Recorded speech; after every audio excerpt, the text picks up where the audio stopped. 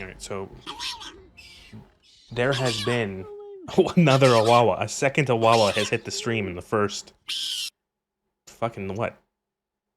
8-10 minutes? Jesus. There has not been any housekeeping. Nothing has happened in this playthrough since last night. So yeah, I'm not reading that name. And I'm so glad I have the chat feature to not show redeems on screen. Because nobody needs that. I appreciate it, but nobody needs that name.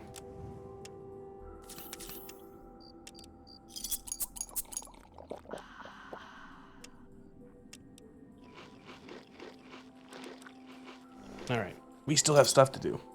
I'm sorry I made the streamers way too old for that. Nah, it's not that. I just, even when I was younger, it's just like, I don't know. Just, like, what am I supposed to, like, what, even if I was fucking 22 still, I still wouldn't know what the fuck to say to someone with that name.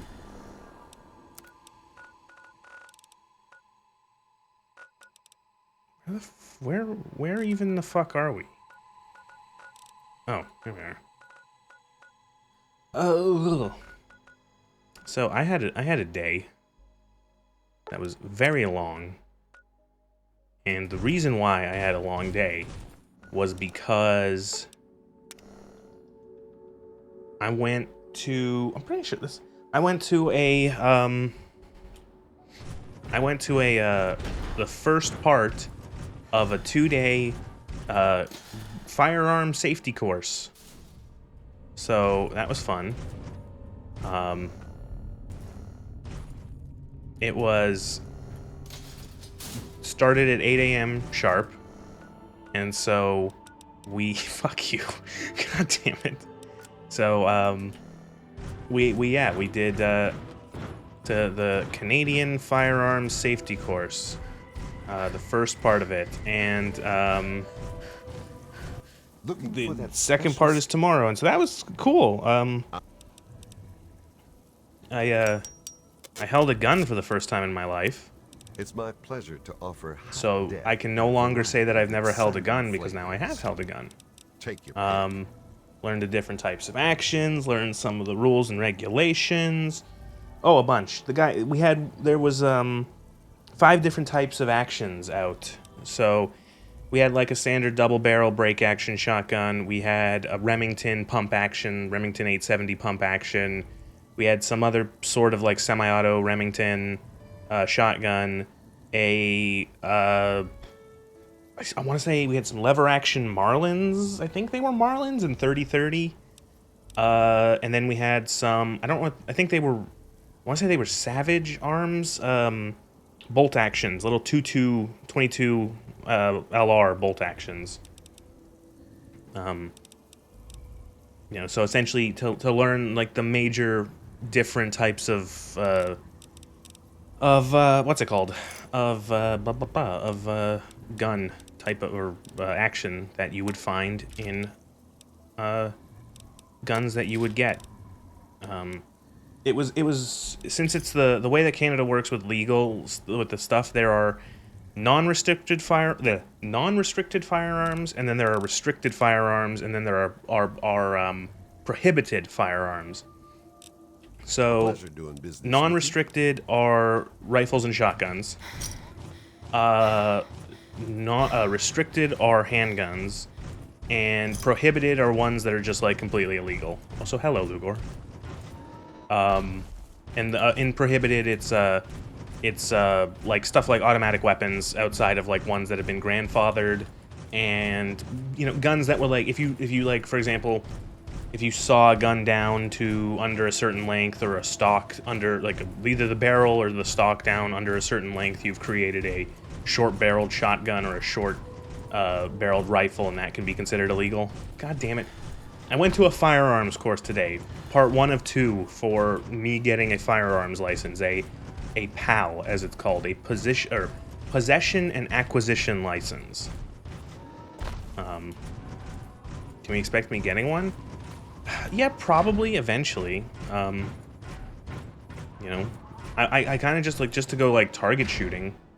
You know, and I don't know, like I wouldn't be against hunting, but it would be a thing where I would have to like find people to like help me hunt. You know what I mean? Like I'd have to find like a club or a group or something. It's not something I would be prepared to do on my own. But for like target shooting, definitely I would want to get something like maybe like a simple bolt action, or a simple like maybe a double barrel, because they're just very satisfying.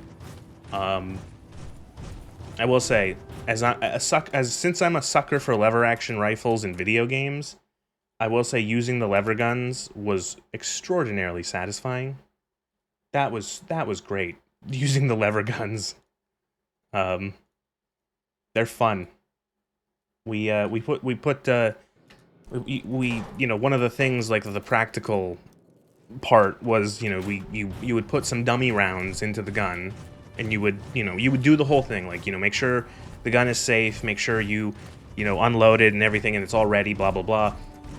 And then you'd have to load it and essentially then empty it and make it safe. And it was really fun because the way that you do it is obviously you cycle the action. So you would cycle the lever, and those rounds like fling right out the top, and it's just really satisfying.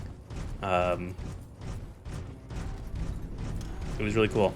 Also, you do not have an appreciation for how small 22 is as like 22 LR, 22 long rifle is like the puniest bullet I have ever seen in my life. Like, I knew they were small because they're always small in, like, you know, but like when you see it in person and it's like you use these to shoot things, I feel like I could just like throw pebbles and it would be more effective.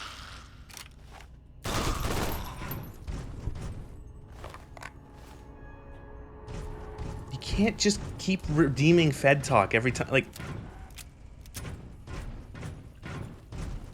it's my own fault. I'm gonna make a hat that says, when I get my license, I'm gonna make a hat that says licensed and responsible gun owner, or gun, yeah, and yeah, and you're gonna have to put that on instead. It's gonna be a 50-50 chance when you use Fed talk for it to either be the Fed, the FBI hat, or it's saying that I'm a responsible gun owner.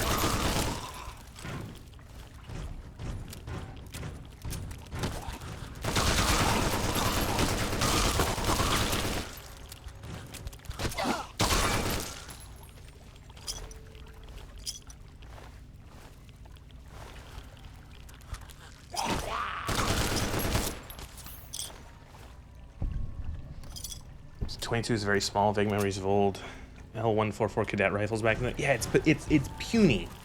So of the guns that were on like display for like sort of the practical, you know, instruction, the bolt action rifle was 22, and it's just like it's almost like pathetic. It's like, you know, you bolt action, you expect, oh, I'm gonna pull the bolt back, but you just like you pull the bolt up and then you pull it back and it goes back like 1.5 inches, and you're like, oh. And the magazine for it was this tiny little fucking curved mag. This tiny little mag. Yeah,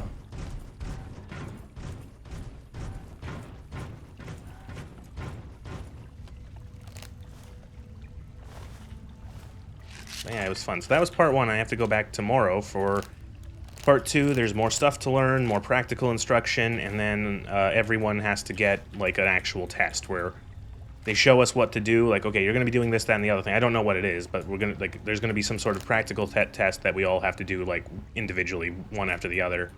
And then as well as a written test. Yeah, there is also a 50-question written test.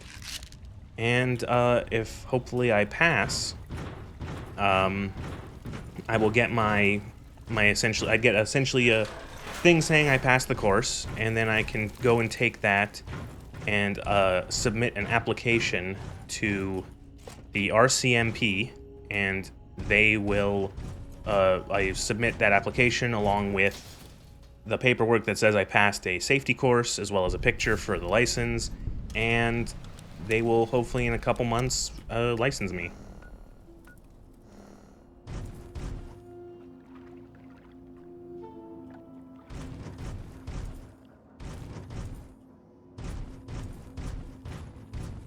I'd laugh if you don't get the license. After all the Fed talk. Well, it was funny how, like, a lot of the stuff I knew, like, you know, outside of, like, a specific stuff involving, like, I don't know, like, Canadian law, it's like, I knew, oh, I know how this part of the gun works. I know how that, again, and, you know, like, it was cool to finally get, like, hands-on and be like, the safety, and you pull the thing, and all the stuff, and all the buttons, the switches. Be a set of specific actions, 4 rounds downrange, hold 2 rounds downrange, or reload, etc. You are very funny thinking that we're going to be using live ammunition.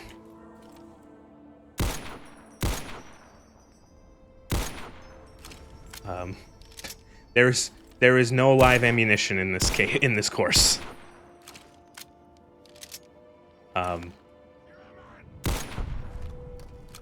This isn't even taking place at a range. This is taking place at, like, a community center. You know, the guy has, like, real guns and everything, but there is no live ammunition. It's all dummy ammo. And any of the actual ammunition we've handled, which we did handle real ammunition, but it's what's it called? It was all deactivated. The ammunition was all deactivated. Either usually it was either a shell, like a shell casing, or it had been drilled. The powder had been taken out, the primers had been removed.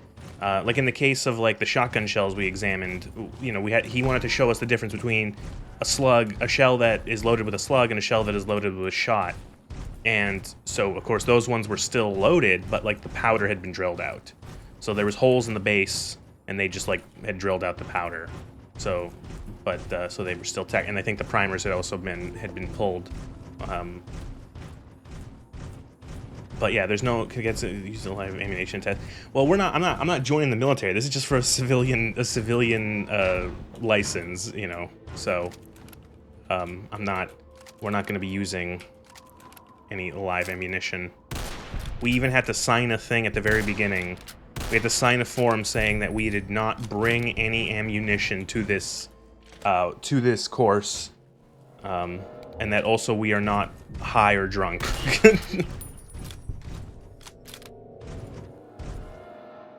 We are not high, drunk, or under any sort of, like, criminal prohibition that stops us from going to a firearms course. Did you have an absolute fuckwit there? Surprisingly, like, do you mean, like, someone who's, like, an absolute idiot? Or, like, someone who's annoying? Like, be more specific. There was, like, I'd say there was, like, one person who went a little, like, who maybe went a couple times on, like, the anecdotes, maybe, like, going off class, but nobody like did anything dumb. You know, everyone like, nobody, like, you know, there wasn't anyone who, like, muzzle swept the entire class when we were doing the practical parts.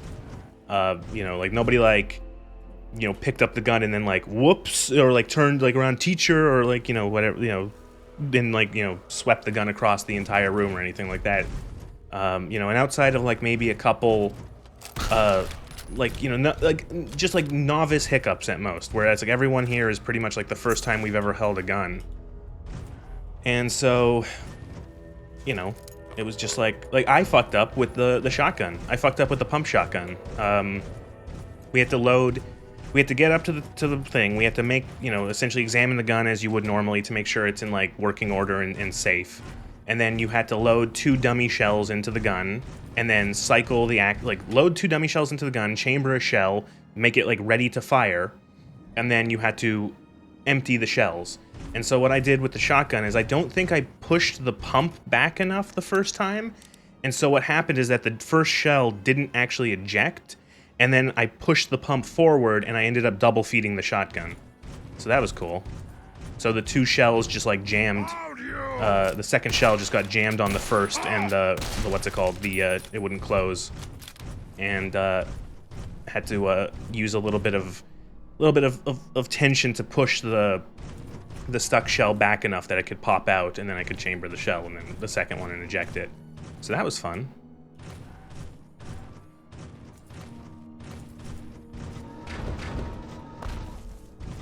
What?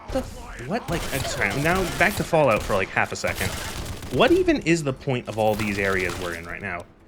I just realized, like, there is, like, no point to coming to this area.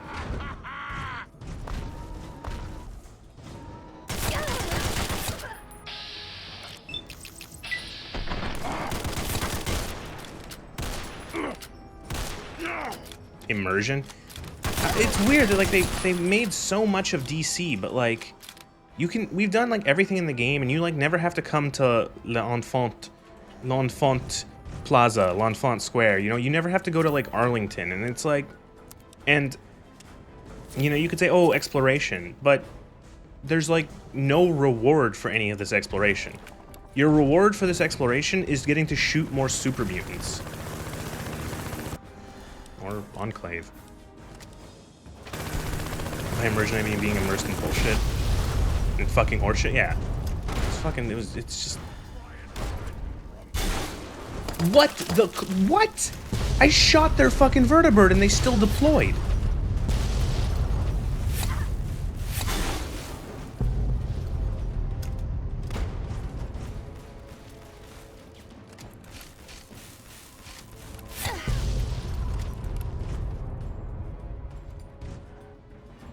This is why high-level Fallout 3 sucks. Shit like this. 3 super mutant masters in like a fucking line. Thankfully, this mod pack does tone down some of the higher level enemies. I'd say that I'm pretty sure the way it actually adjusts the difficulty is it makes it so that the enemies don't have as much health while they still have high like damage resistance and or damage threshold. Because, like, that was one of the things in base Fallout 3.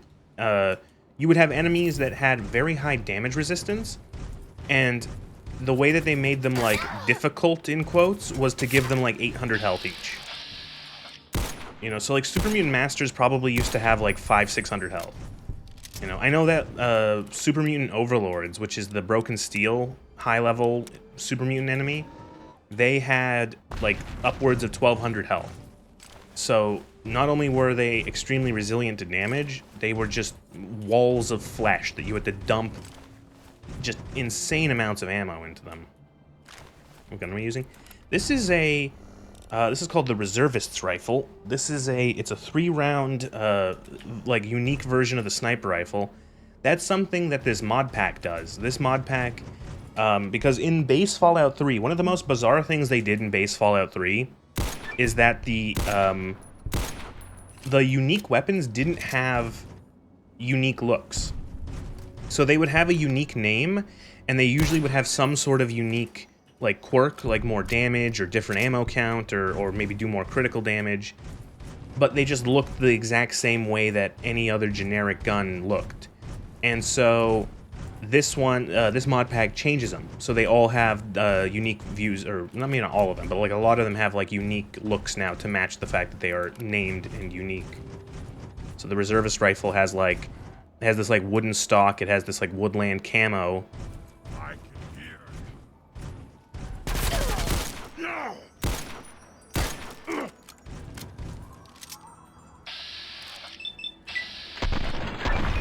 Yeah, those guys used to have like 1200 health in the base game.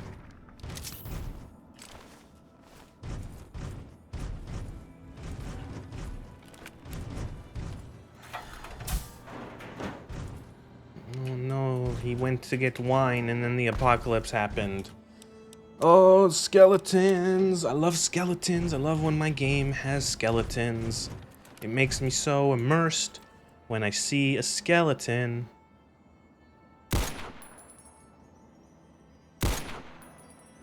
Oh, that was good. Oh, I got him. Holy shit.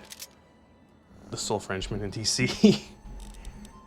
Appropriately in the place named after a Frenchman. You say that the power armor does not make me quiet. It does not. That is a mod that makes it have, like, noise. And you can't see it because the box is filled. But another thing that the mod does is actually makes it so that there's a bunch of optional settings, too. You can change it to however you want. But this way, by default, it makes it so that you're actually worse at sneaking in power armor. You're worse at sneaking in power armor, and there is another mod, which I think is literally just called, like, Stealth Boys don't work in power armor, which disables Stealth Boys while you're in power armor. to make it so that you can't just like, what's it called? Stealth while wearing really powerful armor. Yeah, this mod is great. It's called Titans of the New West. You see it visually changes the armor, gives it all big stompy noise, servos, gives it like different other abilities. It has like resistance to explosives, gives you higher like limb condition, you know, fire resistance and stuff like that, energy resistance, you know, a bunch of other stuff too that is all very fixable or all very changeable. There's a whole new set of animations for the guns. Not many in first person, although it does adjust them. But in third person, it's kind of hard to see. But like you see here, you're doing like this, very Buzz Lightyear, yeah. You're doing this thing where with a big rifle like this, you're holding it. There you go, like that. Look, you're doing like you're one-handing it using your offhand as like a rest. With like a single-handed weapon like this, you just aim it because you're bulky enough. Or let's see, I got another here with this one. Oh no, it's got scope, so we can't do it. But this one you also hold. You just one-hand it. Makes you slide run. Kind of. This is also like I think the movement has been changed in this mod pack too for third person, so it's not as awkward as it is usually. But it's Fallout, so it's still not great.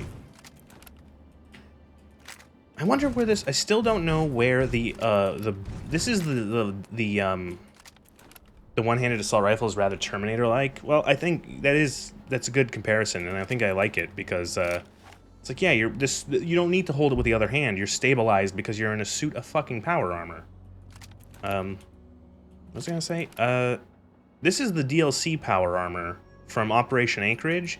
I don't know where this mod pack or what mod in particular moved the normal T51B. There's like a normal T51B that is like in the regular colors, like the sort of the greens and like the grays.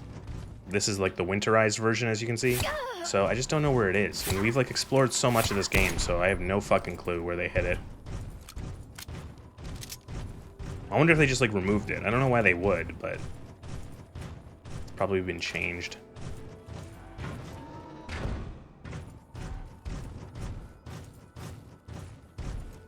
I wonder if it's the power armor. I wonder if it's Pave. There's a mod. I think Pave is in this. New Vegas Pave. Power armor visual enhancement. Of course, I've been logged out of fucking. Fuck you. I fucking hate. I hate so much.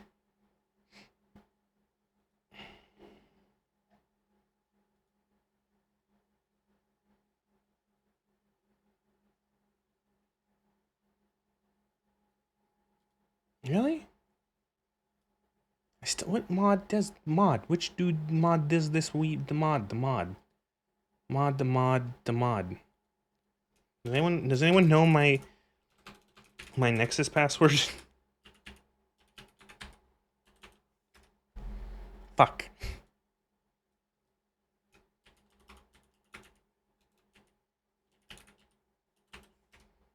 Fuck.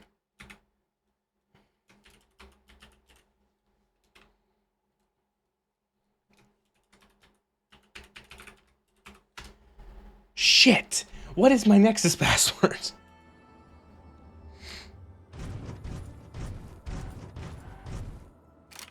Ooh! Look at that. I didn't know that was a thing.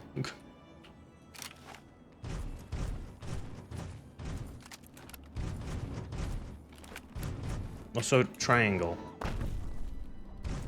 Ask my HR person.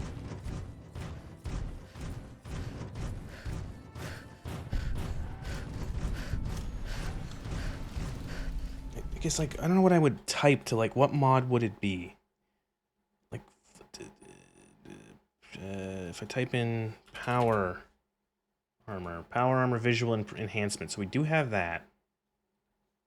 Power armor visual enhancement. Titans of the New West.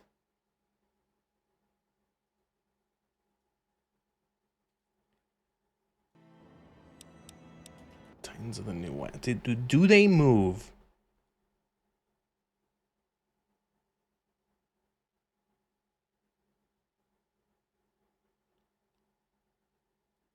Do they move the T-51B armor somewhere? Do they?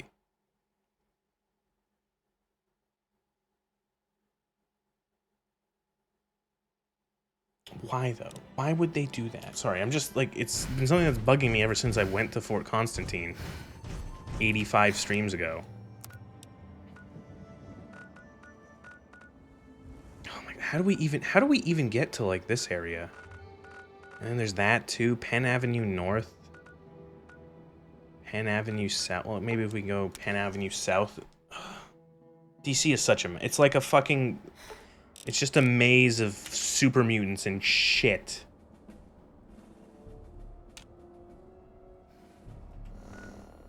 It's gonna be my biography.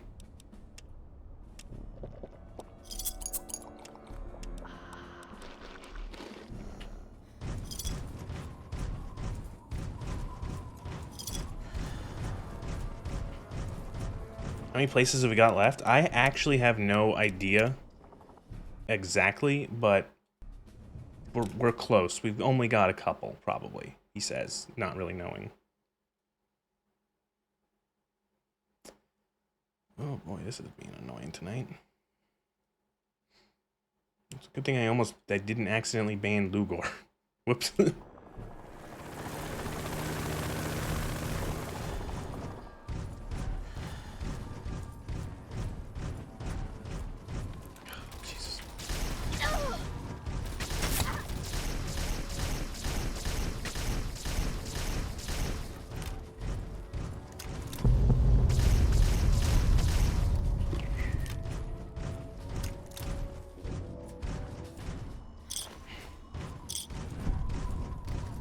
Penn Avenue North. I can start advertising something if it makes you feel better. DuPont East, DuPont West, DuPont Station, DuPont this. Who named what? Why is this place called Chevy Chase? Explain. America, explain.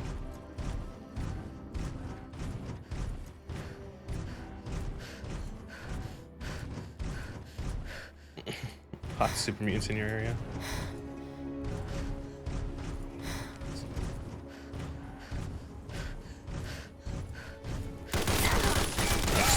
Yeah, just have a super mutant overlord.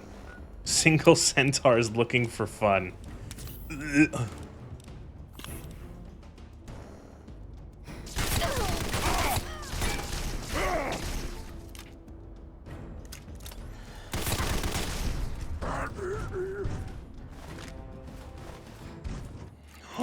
Oh no, Brotherhood of Steel dead.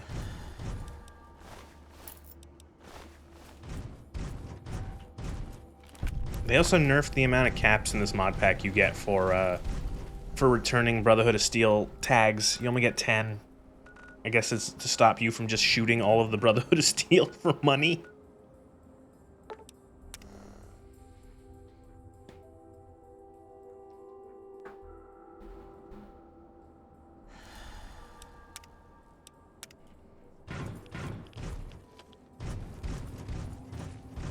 I know the subtitle said campy, but it almost sounded like my baby.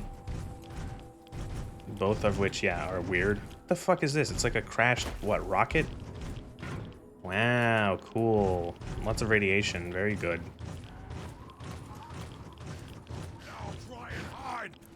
Oh, Jesus Christ, I'm already sick of these super mutants. It's just, oh, like, what? Oh, what is the point of DC in this game?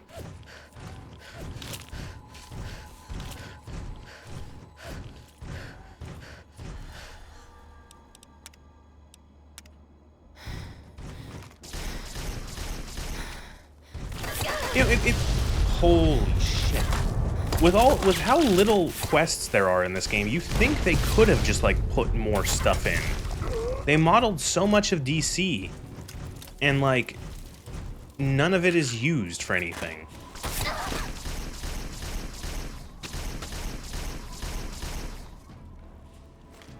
Like it wouldn't have hurt to just, even if it was just like some simple, like, I don't know, man.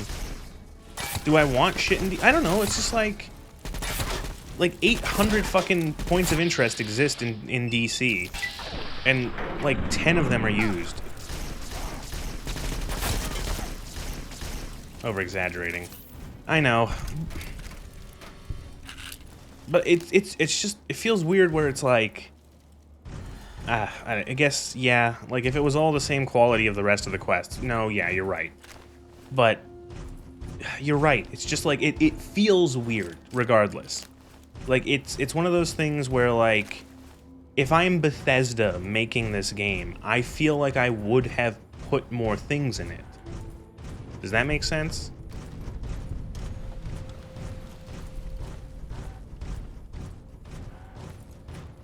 You know, yeah, in principle they should use the exactly. It's like you made all of these areas, but like you don't do anything for it. Is there anything of worth in Vault Tech headquarters, or am I gonna waste 5 minutes in here? FO3 Vault Tech HQ. Loot, loot, loot. Any good loot? Like the 2 skill books, but this mod pack changes skill books, so I don't even know. We'll take a quick peek.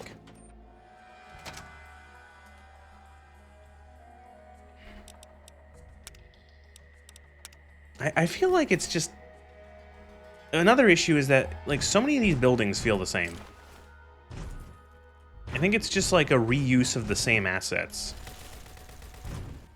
And I get it, it's like you're not gonna make unique assets for everything. But like, sometimes it's just kind of boring.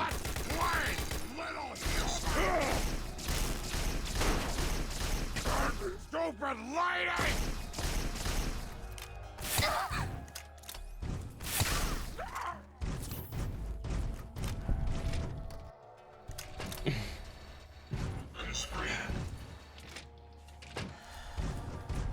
What is the civvy quote? The whole hall. It's like, so things are copy and pasted whole hallways, so it gets a little confusing.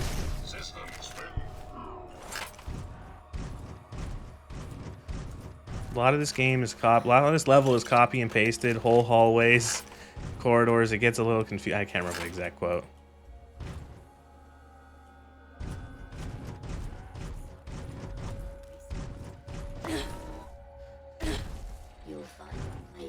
You know what, I just thought of it. It kind of has like an MMO quality. Like that's something you see a lot in Mamorpagas, is like the reuse of the same sort of assets to make, and it's not just MMOs, but it makes me think of an MMO where it's like we have 4 different tile sets, and we're just going to essentially reuse them in different ways. A lot of these locations are copy and pasted, whole hallways, so corridors. It gets a little confusing. It gets a little competitive, yeah, or repetitive.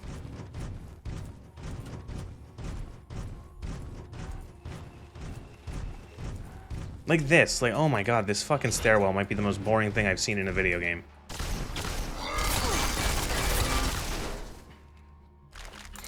You know what, I actually thought of something of, I think, why it's worse. Why it actually is worse is... Or why I find this weight style annoying. I think it's because... Ow, fuck. I think it's because all of these dungeons, and let's be fair, they're dungeons. They all seem to have the same layout, where there is an entry area, and then maybe 1 or 2 other areas you have to progress, and then it wraps back around to let you out near the beginning. That, I think, is the main thing, that it becomes very repetitive, because it's just that same sort of... it's just that over and over again.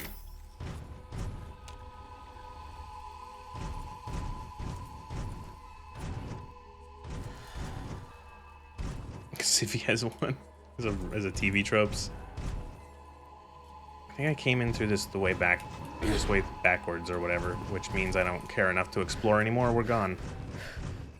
I don't even care.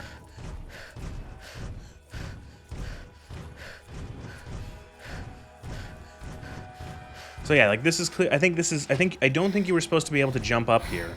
There might be a mod thing. I think maybe the mod affects... I want to say maybe agility makes you jump higher, or maybe the power armor. I'm not really sure.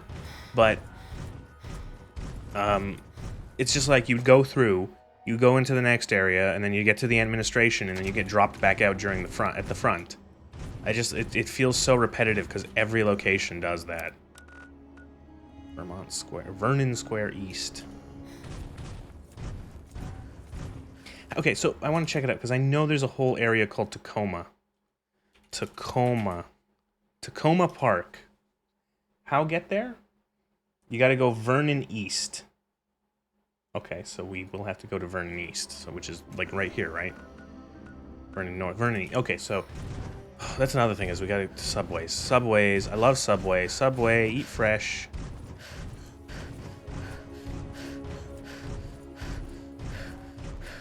Isn't that a car of some kind?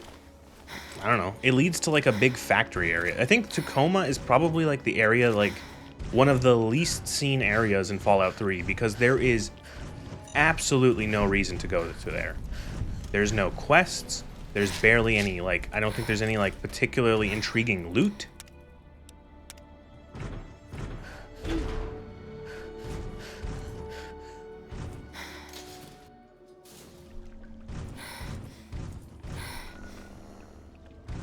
I bet you can find a video essay on YouTube titled something along the lines of like the hidden area or the part of Fallout 3 no one ever sees or something like that.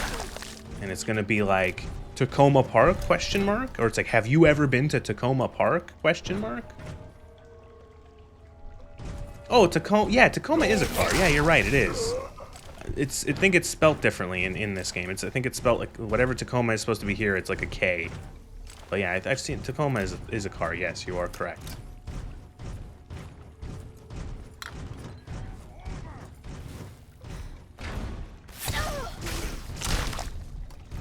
I smelled your fear! Damn it!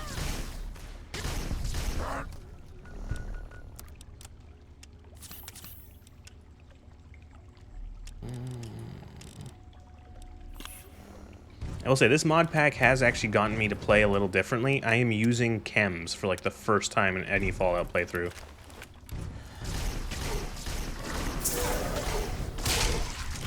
Like, the only reason I would use chems before is just like barter. To just sell for cash.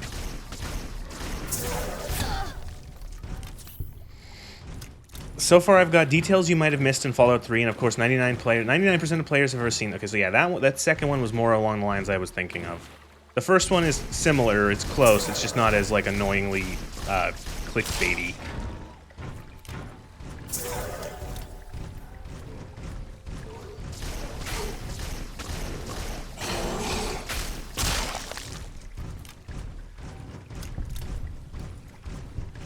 I think it's also just because, like, a red arrow pointing at a circle, that's classic.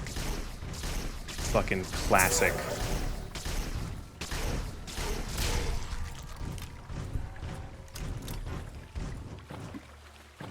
Yeah, that's the thing, is like details that you might have missed has to be interesting if they have to be interesting, but the thing is that like it's like, oh, what are you missing in Fallout 3? Well, like another area that is like essentially like every other area in the game.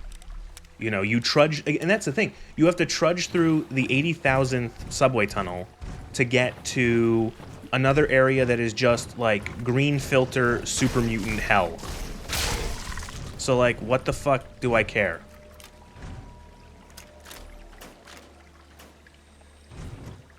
I think, wait, don't lose your train of thought. Like, I think you could have, or the fuck you door, yeah, really. I think, like, for example, a game like, just off the top of my head, I think something like a game like Elden Ring, for example, could have a bunch of things, like a video where it's like 10 things you missed in Elden Ring, 10 things that most players missed in Elden Ring, because that game is enormous, and there are a lot of areas that you can legitimately miss entire zones in Elden Ring that have, like, bosses and gear and their own sort of thing. Like, you know, I bet, like, way back in the early days of, like, the first, like, couple weeks, maybe month or two of that game, I wouldn't be surprised if a lot of people finished that game and didn't know that, like, the Lake of Rot existed. Or shit like, maybe, like, the area, like, directly under the Erd Tree that you can go to, and, like, the weird, fucking, like, like coffin teleport and stuff like that, and the you know, like that stuff could be legitimately missed. Yeah, Cyberpunk. I bet Cyberpunk probably has a bunch of tiny little bits, because that city, like, Cyberpunk is extremely dense, and it's very easy to miss an alleyway. You know, miss one little place.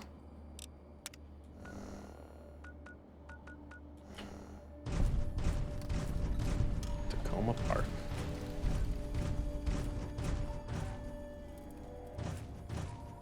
And, like, again, it's very interesting how this area is laid out. Like, it's very laid out to be like, okay, you come out of the subway tunnel, and look, we've got a store, we've got another store, you've got, like, a clear sort of, like, it's well designed layout wise, in that it's like flow, it's like a good flow where it's like, go up this hill. You know what I mean? Like, go up this hill, explore this hill. Like, ooh, this is a whole new area. Cyberpunk has some random events that can straight up not happen in playthroughs. Yeah, a lot of cosmetic outfits are scattered around random parts of the map. Yeah, I remember finding, like, I think a lot of, like, unique weapons often just, like, randomly, where it's like, oh, here's a unique weapon, and it's like, oh, cool, which is something I always like finding in video games, is uniques, regardless of what they are.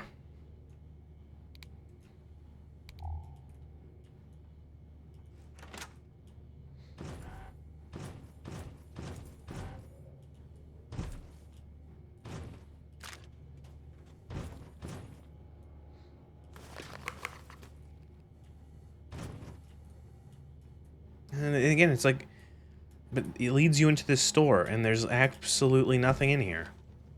It's a store where they're selling things, but there's just like nothing in here. So why would I come in here? What is the point?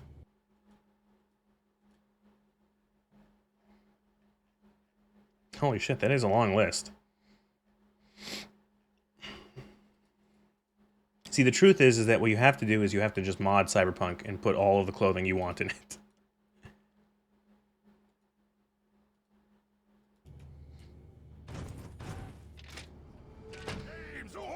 Oh, see? And then this and then...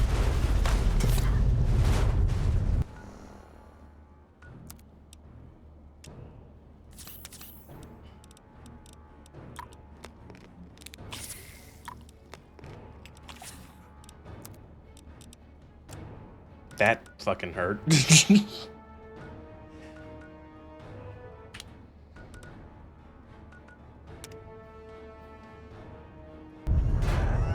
Holy shit.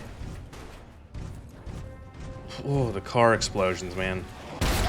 Oh, it's a fucking... It's a dickhole with a rocket launcher.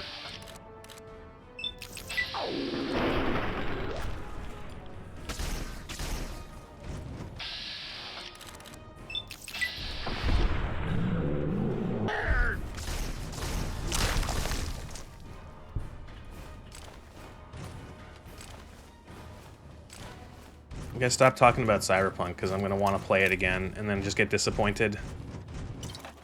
Play through like the first 15 hours of a Cyberpunk playthrough are great, and then I remember that, like, man, I hate this plot. Not as much as I dislike the plot of, let's say, Baldur's Gate, but man, so much of that is kind of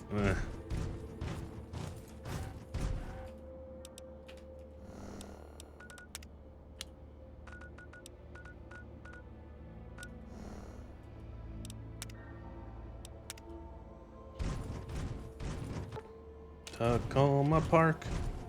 Tacoma Park sounds like one of those, I don't know why, it reminds me of like Action Park, those like amusement parks that were like lethal. If you've never heard of Action Park, look it up.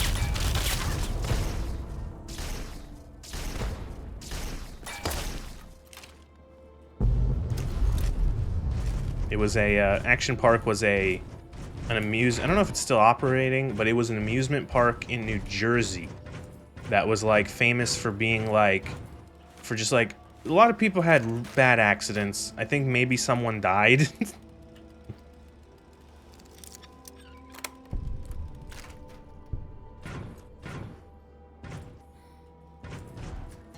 Allegedly, I don't know. I'm gonna cover my own ass.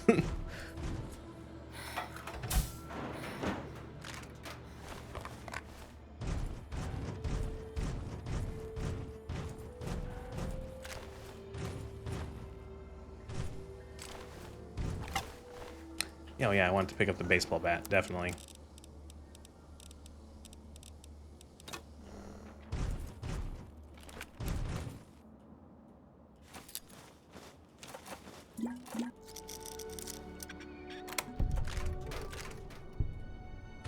We'll actually rest until morning.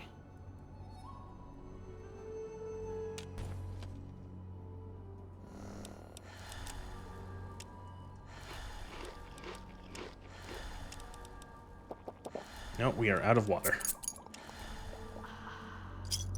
All my buffs wore off, so time to take more.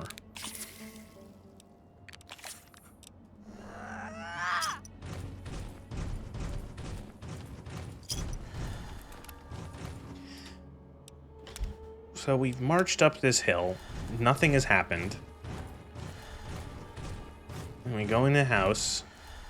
And then we're in like we're in someone's backyard with garden gnomes. And then there's just a big fucking factory here, Tacoma Industrial. And that's it. This is Tacoma Park. Like, we go to this big factory. More of the Talon Company randomly fighting with super mutants for no reason.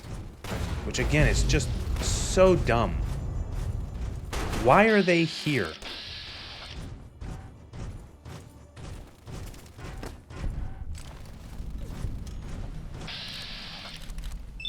Like, wouldn't it make more sense to just have, like, Brotherhood of Steel, like, every once in a while, like, wandering around fighting super mutants? Like, you know, trying to recover technology, trying to secure the Commonwealth, the capital Wasteland a little bit. I don't know. There you are! Smell your fear!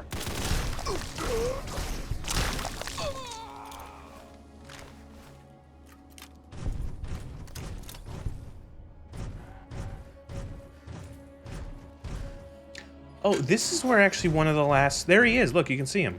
This is one of the last super mutant behemoths. I think there's only like 5 in the game. And one of them is just like out here.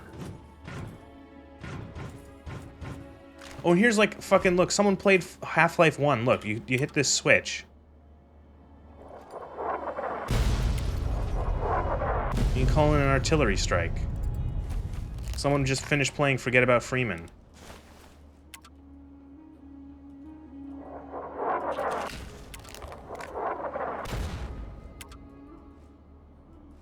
Artillery strike from who? Good question. At this point, I'm willing to believe Bethesda just thinks that, like, artillery just comes from the sky.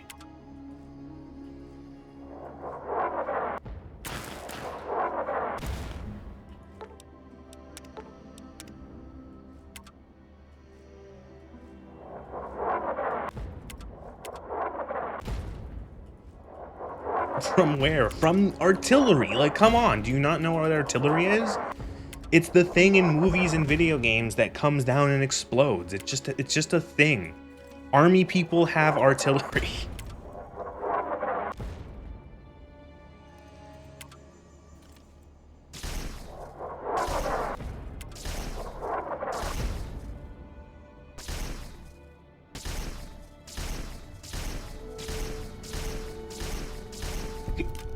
Yeah, if you're good, the artillery fairy will come and bless you with artillery strikes.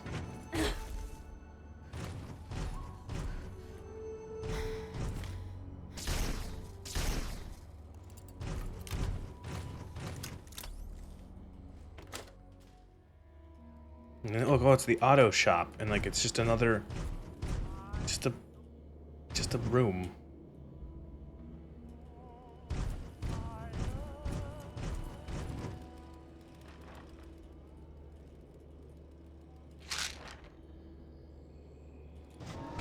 Yep, cool.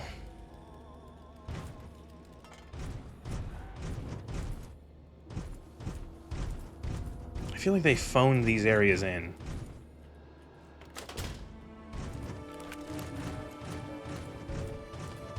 And it kind of just like that's how there's like you go into that factory. I don't know if there's anything worth it, but it kind of just ends here. Like all of the game, DC kind of just stops here. And it's like, why did I come here in the first place? What purpose? What purpose did this serve?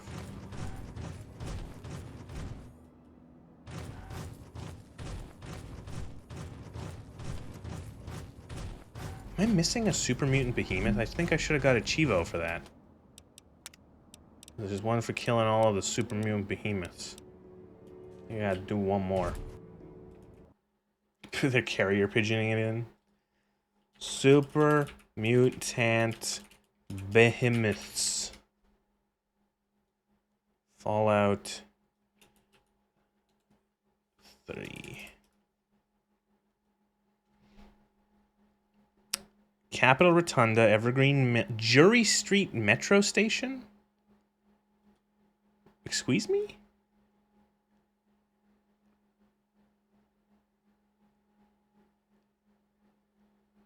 Oh.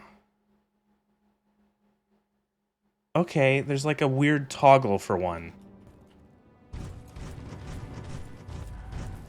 I'll go do that just for completionist's sake, I suppose. And I also want to see what the name of this building here. And like, look, more like what? Just more of these fuckers just like spawned.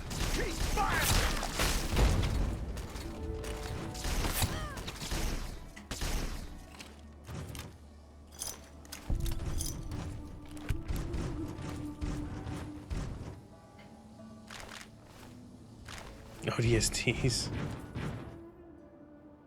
It's just called factory. Garage door to factory. Just factory. Like, really, Bethesda? Really? Really? Could have called it like anything. Factory. So Jury Street Metro Station is like out here. Jury Street Metro Station. We'll do this because it's stupid. You'll see.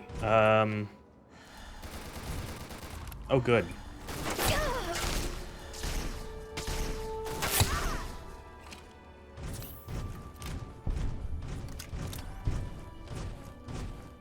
They're not actually in the metro station. They're southwest near the train yards.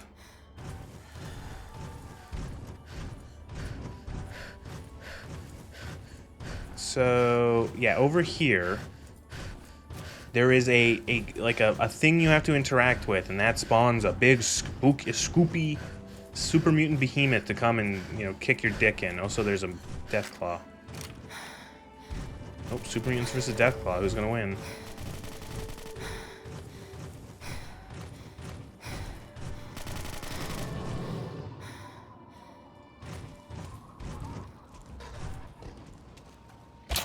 Thank you for holding still.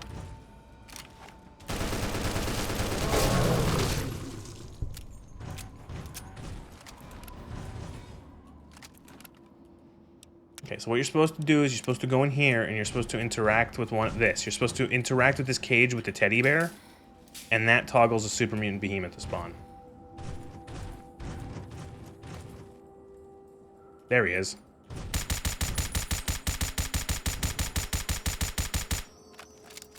Why? I don't know. Ask Bethesda. I bet they don't know either.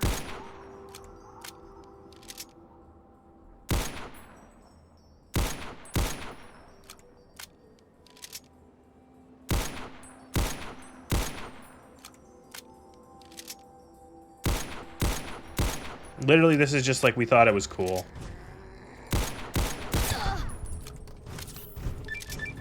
There we go.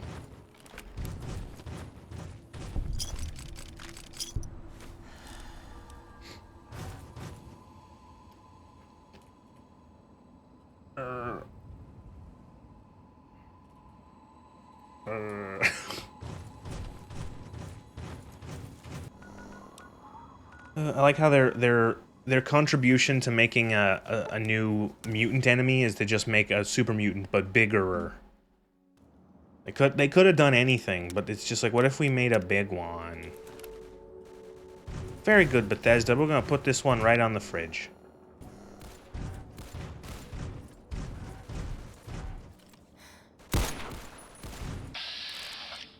Bigger plus stick.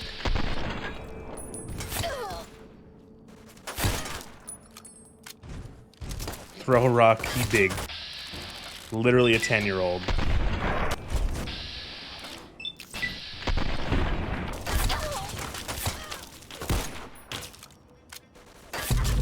Codplay Barbarian. Oh, you're so fuck. I'm dying. Oh my god, I'm dying.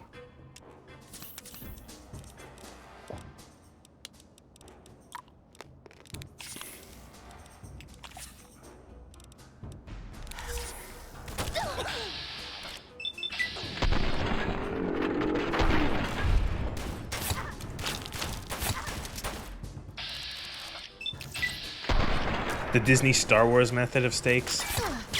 It's close, but like the Disney Star Wars method of stakes is to just like, no, you're right, Plague. You're right. They have two different methods of stakes for Disney Star Wars. The first one is make it bigger with like the Star Killer base, the dumbest thing ever invented. And then the other one is, what if like they had 700,000 Star Destroyers?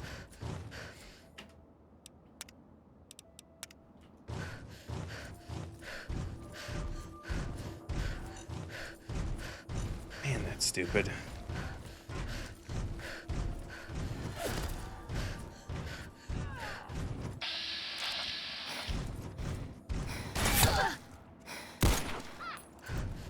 Somehow Palpatine returned. Oh, it's amazing that that's like that movie's legacy. That movie's legacy is literally the like Oscar Isaac sighing dejectedly while saying somehow Palpatine returned, as if it was the actor himself saying that line and just being infinitely disappointed and not the character.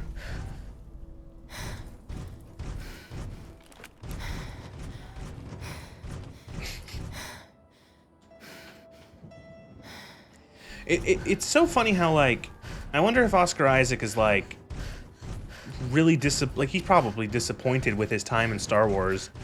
There was, like, the whole thing where he was supposed to die in the Force Awakens. His character was supposed to die, and he's like, please, JJ, don't kill me. He'd been dying in, like, a lot of movies he'd been in recently at the time, where it's like his character had died. And so he's like, come on, let me live. And he's like, okay, fine. And then they just, like... And it's like the finger curls on the monkey's paw. Well, I'm really happy in Legends. Just use their explanation for it. See, the thing is that Lugor, that would involve them. That would involve them having read Legends, having read Legends, where they didn't read Legends. What they did is they threw the entire thing into the garbage, but then proceeded to pick at it as if they're a fucking vulture. Picking at a corpse.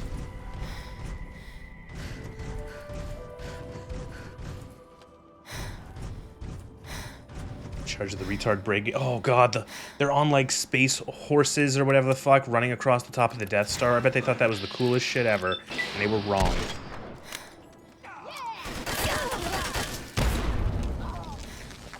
I think he just killed himself with that. Sporces, yes, space horses. I heard it was the other way around. Jar Jar went weird and loved Oscar, so he wrote the character back in over the weekend. Really? Oh god.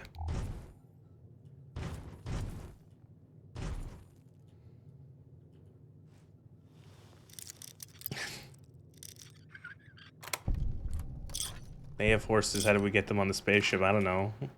Fucking rotated a bit. And isn't one of the plot points of that with how they defeat the fleet of 80,000 super star destroyers that they don't know which way is up?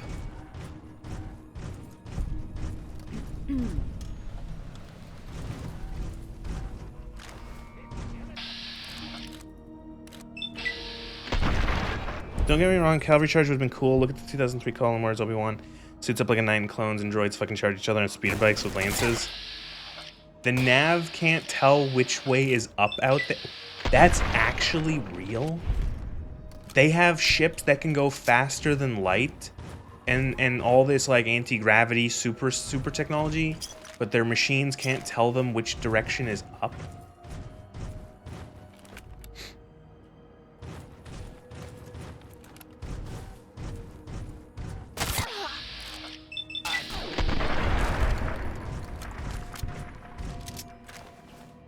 you know, shit like Disney Star Wars really, it cements to me the idea of, if you are a person out there who is any sort of, like, doing any sort of creative work, you're doing any sort, like, just on your own time, or you want to do it professionally, and everyone has, like, times where they're going to be like, man, I don't know if I'm doing well. Like, I don't know if I'm writing anything, or drawing anything, or creating anything that is good. Trust me, if you can write 10% better than the fucking hacks who wrote, like, the Disney Star Wars, you will create something that people will want. You will be able to make it, and you are doing better. So, you know what? If you can look at that and see that it's so dumb, and actually recognize that it's just like, and you can make something better, then you're already on the way.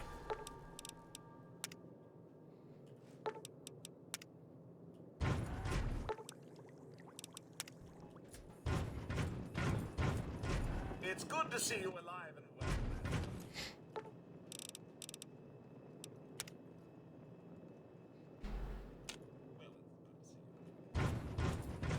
Turn off the gravity in like a cargo hold. If that shit floats, then it's upside down. Yeah, you're right.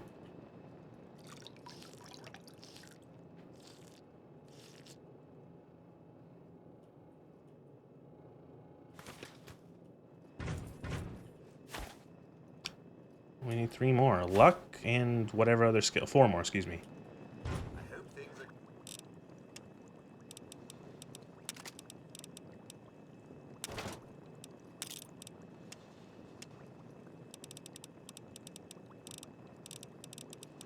We need some water.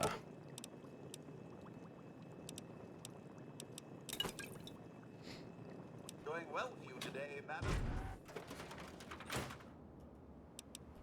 Dave Filoni, have you seen Ahsoka?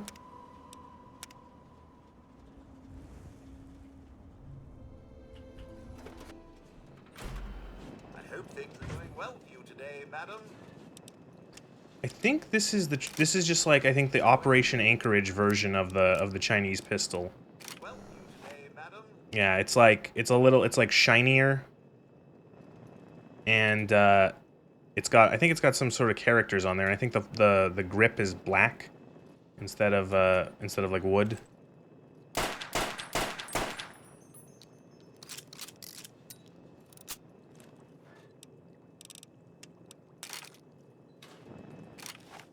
Have you seen what? Oh, so are you saying like old Fire and Brimstone God? Are you saying Dave Filoni is doing to Star Wars like what God did to Sodom and Gomorrah?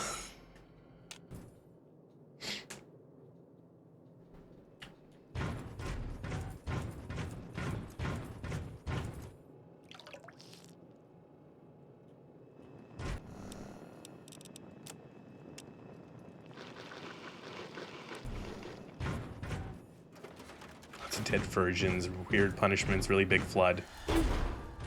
You know, God, you know, deity things that deities do.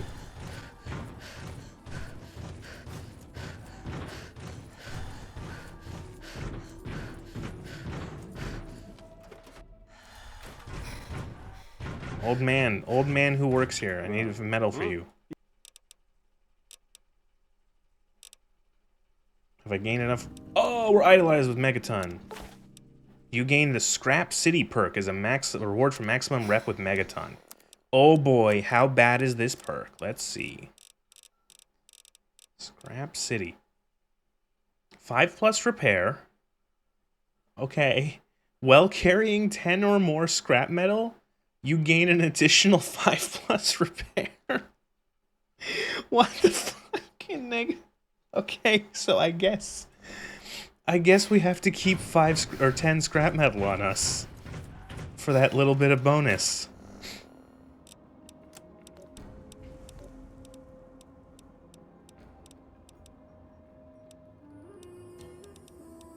I guess there's maybe other ways to get like Rivet City and all these other places up. I wonder how though. Ooh, Won't be getting Paradise Falls up because they're all dead. Let's see if we, the merchant is outside of town, so we can grab them.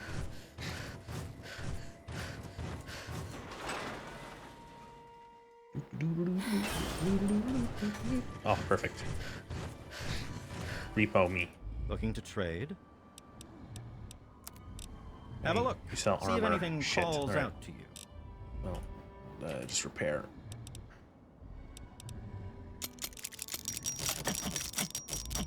Thank you. Nobody in Paradise Falls actively dislikes you, so... Yeah, I guess. No one can dislike you if they're all dead. Unless ghosts are somehow canon in Fallout, which, I don't know, knowing Bethesda, that's like... It's not far off. Alright, we're almost done. We have to find Arlington, and then I'm gonna probably pick up the remaining bobbleheads I missed. Don't give him ideas. Arlington Cemetery. How we get here? Arlington Metro, which is there. Oh, okay. All right, Arlington Metro. Todd is always listening.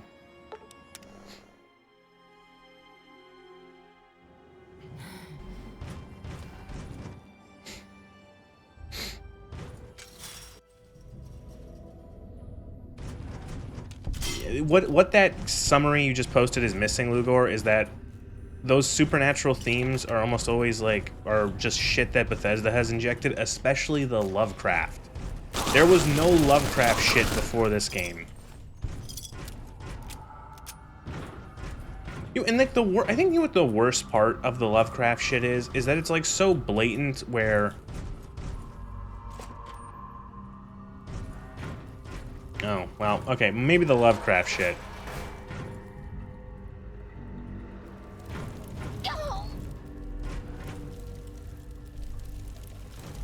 They did that, like, exact same quest in fucking Skyrim, almost.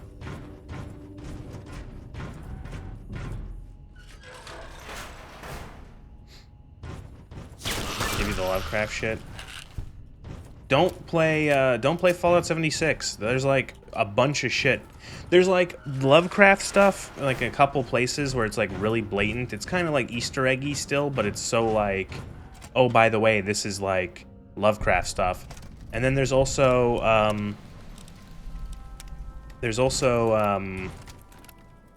like, I guess the Mothman and the Mothman cultists are, like, a little supernatural. Like, the Mothman is, like, I don't know. Welcome to Arlington National Cemetery.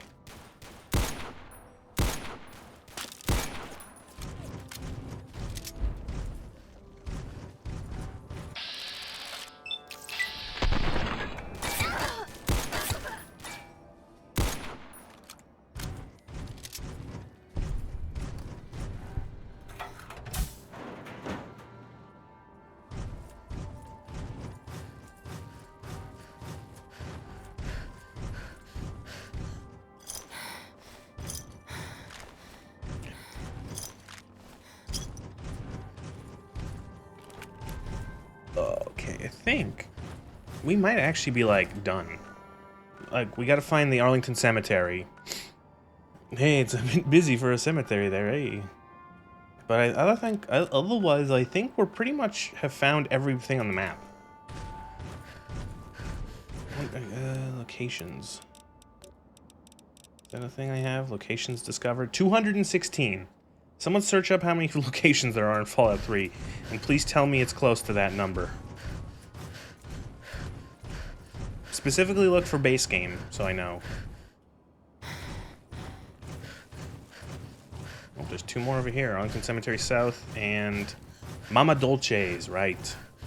Which is like a communist, like, it's like a front for like a communist infiltration or whatever the fuck. We're close. Okay, we're close. We've missed a couple. It's fine.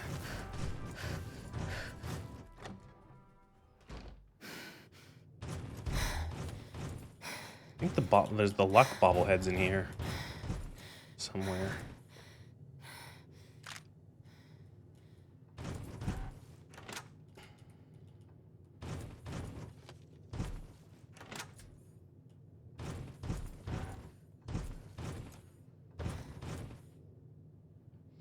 $163 minus DLC. Does the DLC take you to new maps like new?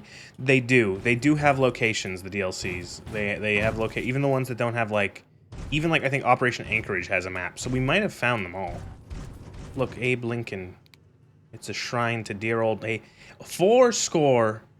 7 years ago, our fathers brought forth onto this continent a nation conceived in liberty and dedicated to the proposition that all men are created equal. Now we are engaged in a great civil war and that's all I remember. Luck.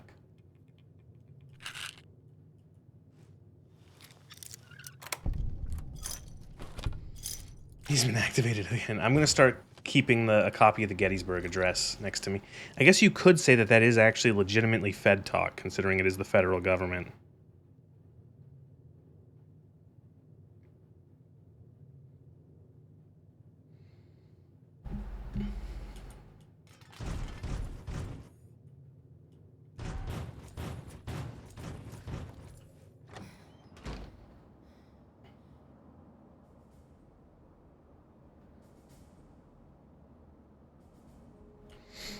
Yeah, well, it's appropriate too. This cemetery was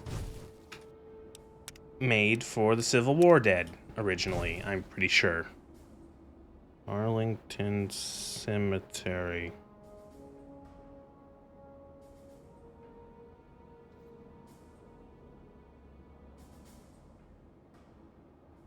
Yes. The cemetery was established in May 13, 1864 during the Civil War. After the Arlington estate, the land on which the cemetery was built was confiscated by the U.S. federal government from the private ownership of Confederate States Army General Robert E. Lee's family following a tax dispute over the property.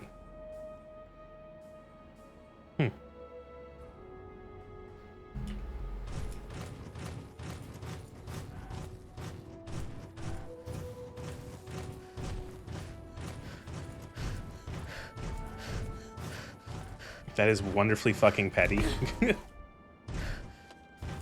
There's a certain irony, I guess, to that.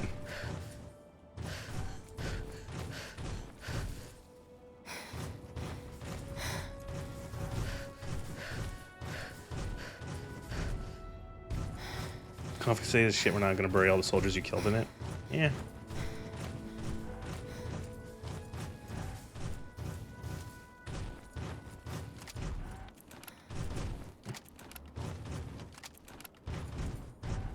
Mama Dolces.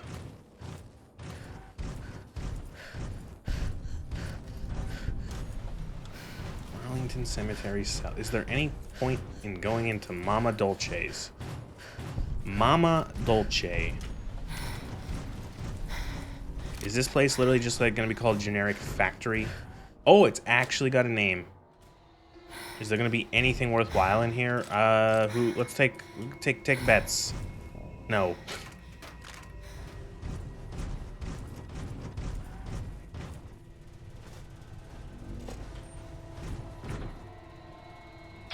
Who the Chinese? What?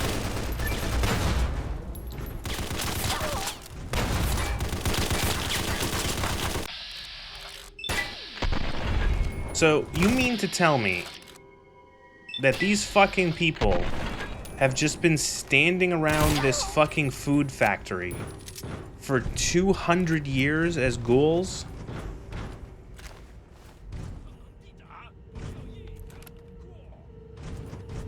Okay.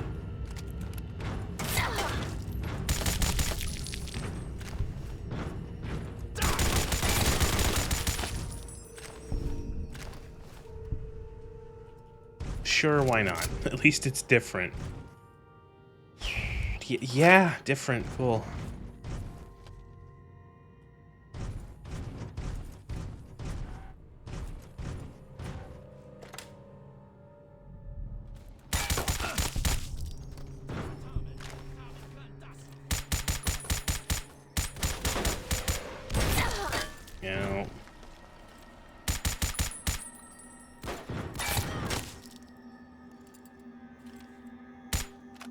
But, like, why?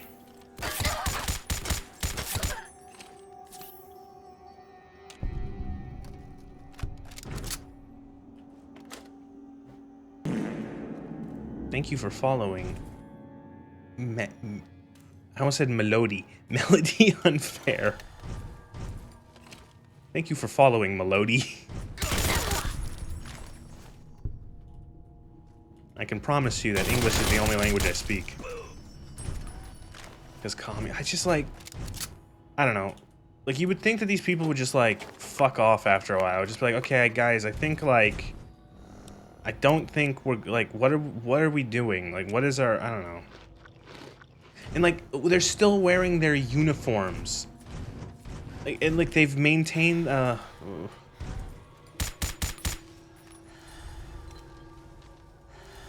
no one else has dealt with them, either.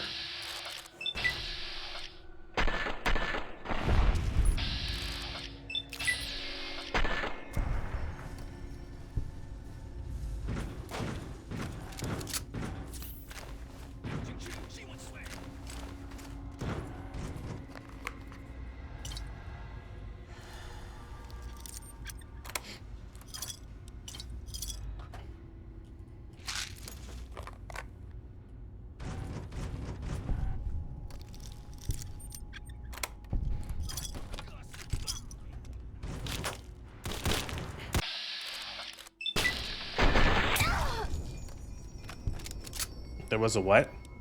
There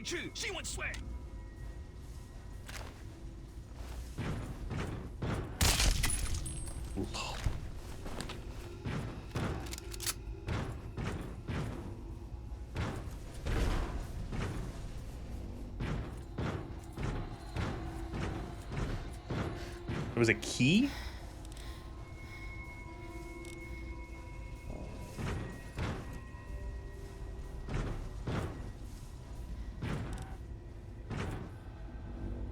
Oh, Captain. Okay, Mama Dolce encryption key.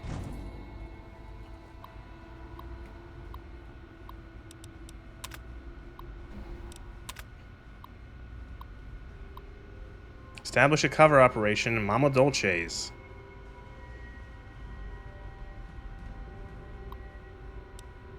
That's it.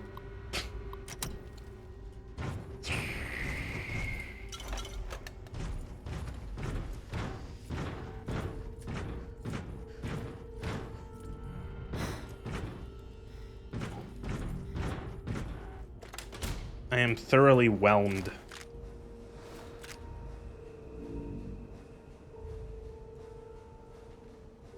Also, did it actually say Republic People of China? No. No, no, no, no, no, no, no, no, no, no, no. It didn't actually say Republic People of China. I'm gonna... Lugor, no, you're wrong. That's... No.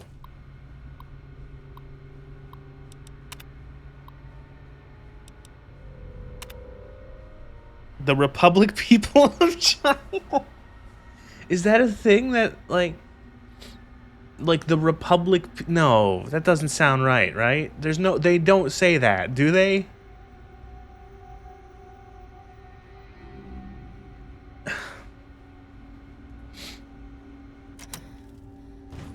Fuck no, it's not a thing.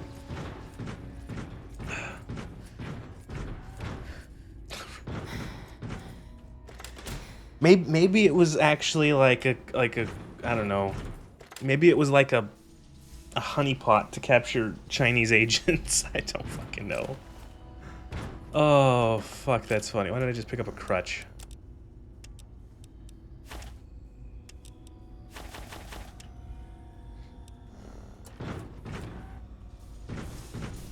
The Republic People of China. You know, the Republic people. They're really into the Republic. They're really into Star Wars: The Old Republic.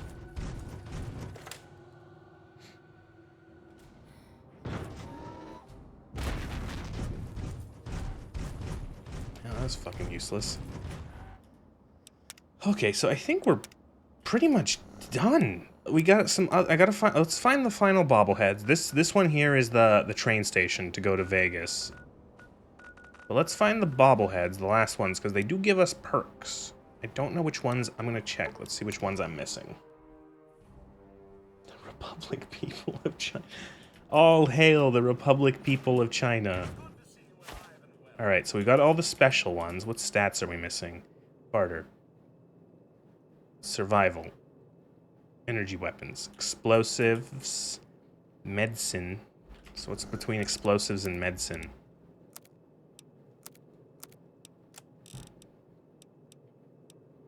Oh, well. It's not in order, is it? Lockpick? I guess lockpick. I don't see anyone holding the lockpick. Do you see anyone holding the lockpick? Lockpick. Guns. Speech. Unarmed. Unarmed. Lockpick. And... unarmed. Lockpick. And... sneak? Sneak. Yeah. Unarmed, lockpick, sneak.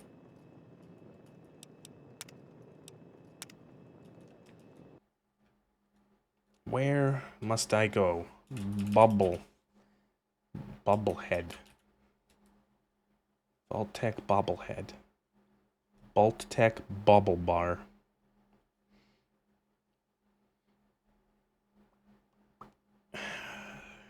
Sneak? Oh, the Yaoguai tunnels. My favorite. Lockpick? Bethesda ruins. Okay, Unarmed. Rockopolis. Oh, right, Rockopolis. What the fuck is the... did I find the Yaoguai? I might actually be missing the Yaoguai tunnels on the map. Oh yeah, we actually might be missing that. Bethesda ruins, you mean right now? I made that joke yesterday when I got there. Yeah, we were missing. There's one out here we missed. Well, we have to go here to Smith Casey's garage anyway, so... Rockopolis.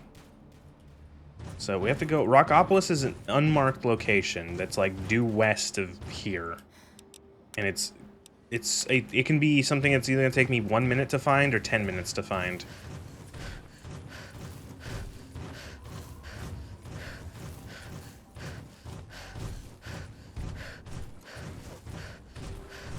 It's also, I'm pretty sure it's connected, like, I think you can listen some radio station in this game, or like audio tapes or something you can find, and it's like the journey of like some British adventurer. It's like an audio drama of like a British adventurer and his like ghoul. Oh, they've added a light, so there it is. And his like ghoul manservant. And it's like, oh, we found the legendary Rockopolis.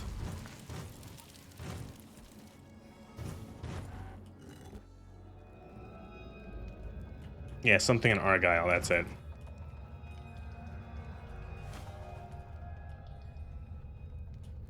And you go here and all of Rockopolis has been destroyed. Oh, Argyle, he's here. Oh, no.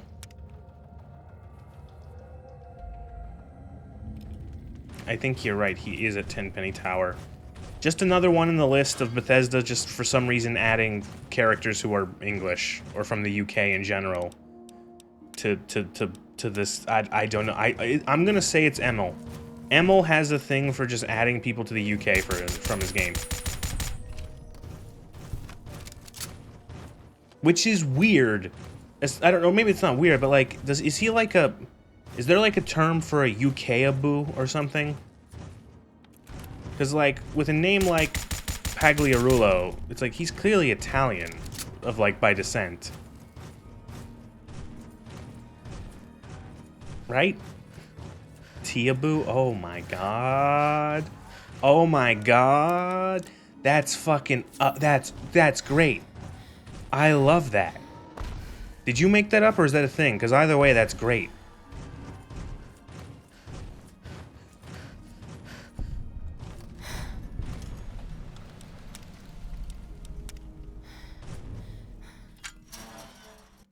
That's a thing I'd never heard. Oh, that's amazing. I'm so glad I learned that today.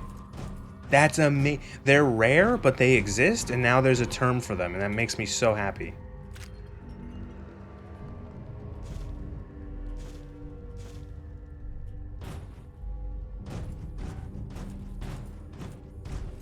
Teaboo. Teaboo. That's just... I love it. Magical.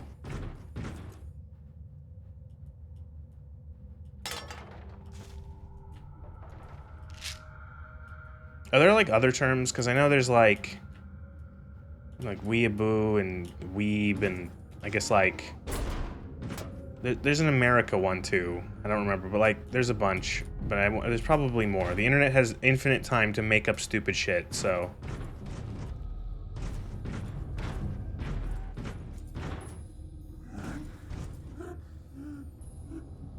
A lot of them originate in military history nerd places. I know there's like wereaboo, like for like people who like the German army. Not necessarily like I don't want to shit on them. There are ones who are not like, oh, I think the Nazis are cool or anything. They're like ones who just like German military history. You know. There's guys out there who are like, I love the Kaiser. I love the Kaiser, and I love pointed military helmets. Helmets with points.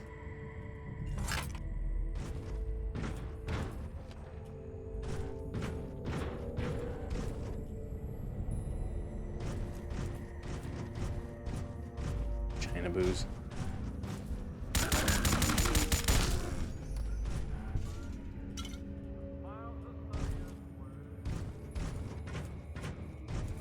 Before I end up spending 10 minutes wandering around a cave, where is this fucking bobblehead so I know where I'm going? Where in here? Okay, we have to go into the next... Fuck, we have to go into the second area.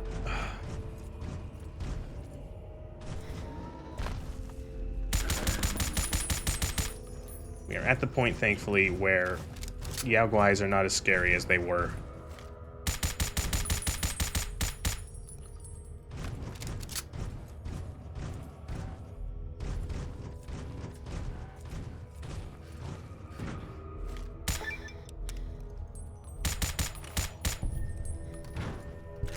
Like, is it implied that people like set up in here and like what did they like break in? Did they accidentally break into the bear mines or whatever?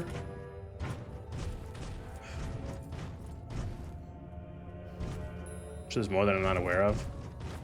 There probably are, but I will say I am so grateful that you taught me Teaboo. That's amazing. Teaboo. The tea. Do you guys? They disturbed the Yao Guai eggs. Do you guys drink tea? You guys are UK. When the latter half of the Aliens movie happened.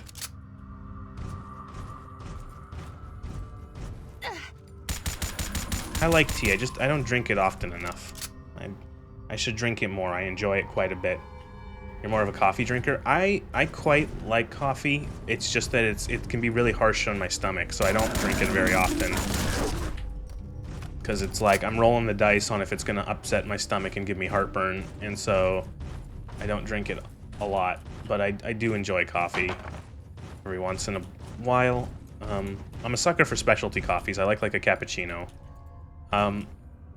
As for tea, I do quite enjoy tea as well. I had a little. I'm not a hot drinks person myself, so yeah, again, I have to really be in the mood, and by that I mean it has to be it has to be winter. I'm more willing to have a hot drink during winter, a hot chocolate or a peppermint hot chocolate or something, or a coffee or something. But I went like about a year ago. I found this place in British Columbia, whose name I can't remember, but their whole thing is like, we're a Canadian company and we have all this like different tea blends. And I went a little nuts and I bought like 8 different, or like 10 different, no, scratch that. I bought 12 different blends of tea. And they were pretty good, most of them. Like some of them I'm like, hey, this is fine, but like a couple of them I really liked. They had a really nice, English breakfast. It was very flavorful. They had, They had one that I'm almost ashamed that I liked it. It was Canadian breakfast. Now, what could you possibly think they flavored Canadian breakfast with? Just take a wild guess. Maple, yep. It was maple flavored. And you know what? I liked it. Bacon. They had one flavor that I really liked, or one blend called Russian Caravan, and it's like a black tea mix that has this it has this one tea in it that is like it's like a smoked tea, and so it had like a really rich, dark, smoky smell and flavor. It was really, really nice. It was like, it felt like I don't know, it felt like drinking smoke, but like it was tasted better than it sounds.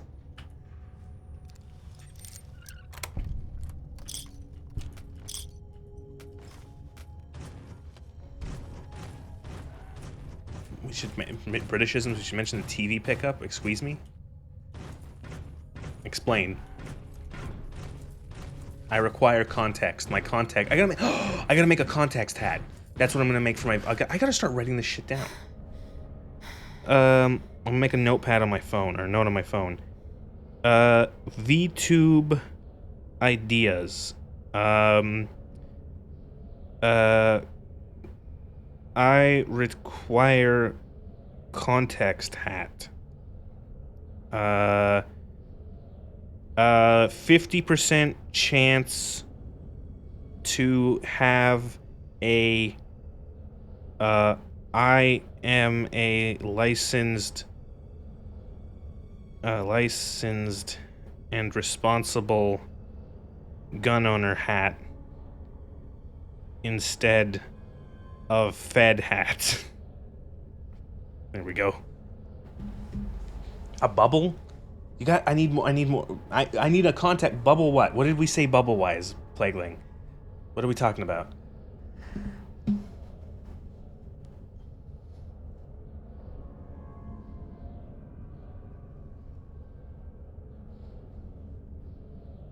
I forget what we were talking about that. If it's where the electrical grid needs a boost during certain times of the day when everyone goes to make their cup of tea. Oh. You wanted your model in a bubble for... Oh, right. You're right. I need a bubble slash circle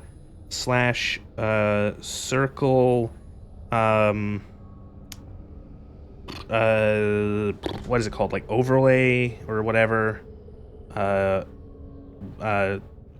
to stop cutting out HUD. Put that out so I know what the fuck I'm talking about. Stop cutting off HUD. Also, it's really funny that all of this is in caps for some reason. I don't know why. I'm just typing in caps. TV pickup. Usually popular during breaks in TV programs. Well, they should just force you all to use the stove.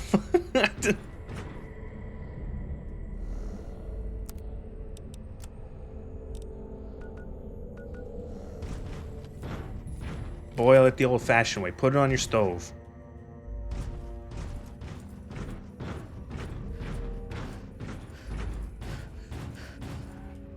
To be fair, I understand nobody's using a stovetop kettle anymore. Grandma is.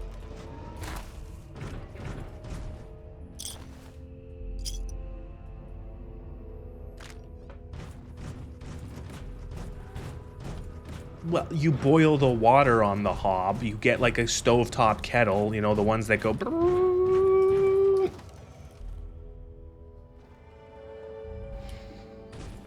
If you're just, you know, well, no, you could pour it into a teapot, I guess. You're just making a cup, though. I don't have a stovetop kettle. I have an electric kettle. It's good for making tea or boiling water for ramen. Or like, you know, hot chocolate mix. Okay, I am gonna quickly actually just try to compare this map with the Fallout 3 map. Fallout 3 map and see if I'm missing anything. Tea and ramen weep. Fallout 3 locations. That's a terrible map. I need one that just looks like the map. Thank you. Here we go.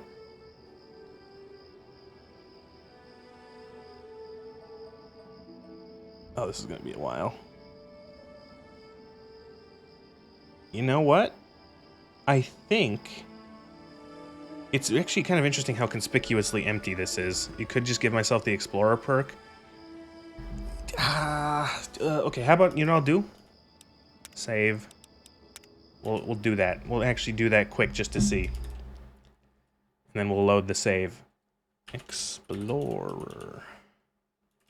Fallout 3. Oh, fuck, I gotta know what... Oh, no, never mind. Form ID, player.add perk, and then form ID, I think. Player.add perk. Okay. I know it does just add the pins, it doesn't discover them, but it also is, it's also a waste of a perk. Okay, so we are missing a couple down here. Falls Church, Mason District, but otherwise we found everything else. All right, I'm actually pretty happy. We only missed 5 locations. I have no fucking idea where this place is. Where is this? Mason District? Hubris Comics? Falls Church Metro? How the fuck do we even get there?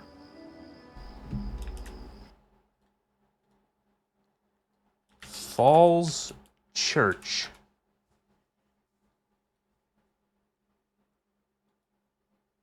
Marigold Station, Arlington Metro Station.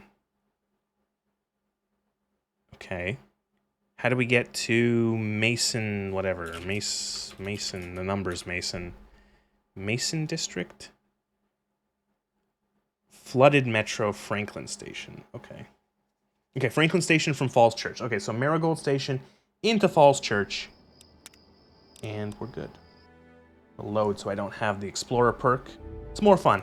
So again, it's a waste of a perk. It is a total waste of a perk. Oh, and then we still have to go to the Bethesda Ruins to get the final bobblehead. And then the game is finished.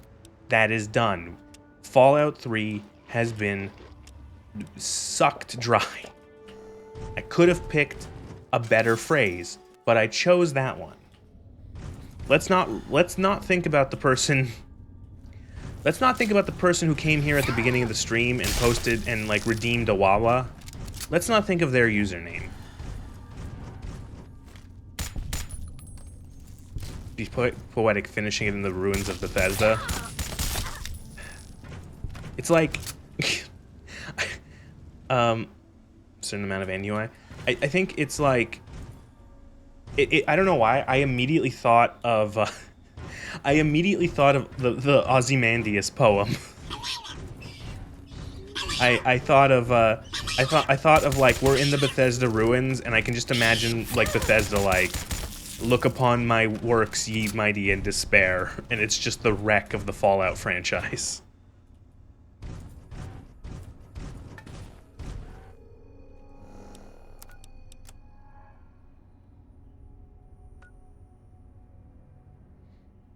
I was late. Whose name? I don't want to repeat it. You must come ask quickly. if Plagueling is still here or Cyber is still here. Ask them.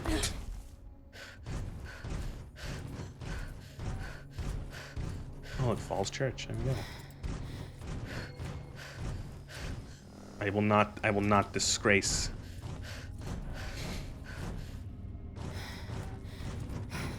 I mean, if I type it, it goes on the screen anyway. It's fine.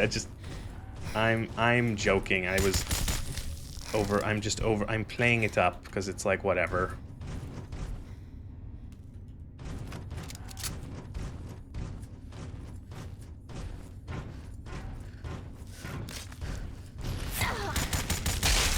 It's one of those accounts made by disgusting perverts.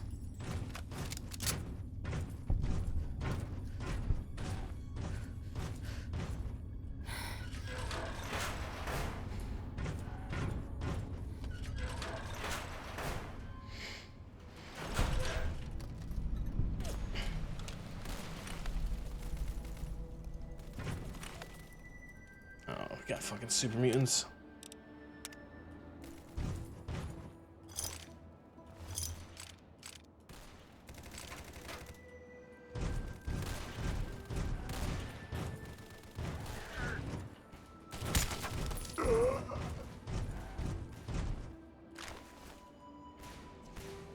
Oh look, Paladins of the Brotherhood of Steel.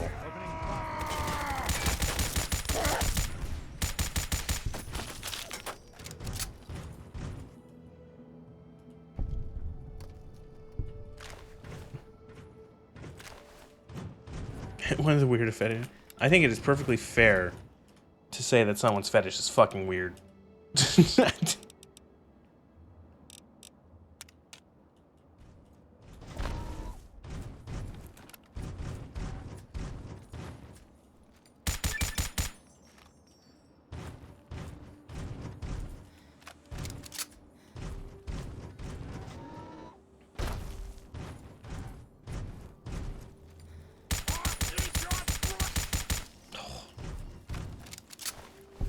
It is nice finally getting to a point where well, we're still gonna just crumple anyway if we die. Or if we get hit, we'll just melt, but, you know.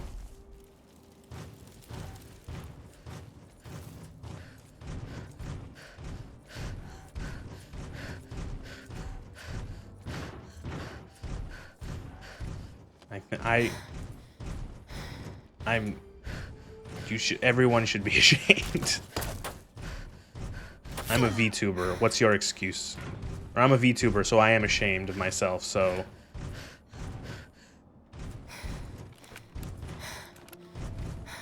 Oh, speaking of stuff that's, like, tangentially related, God, you never look up, like, VTuber drama.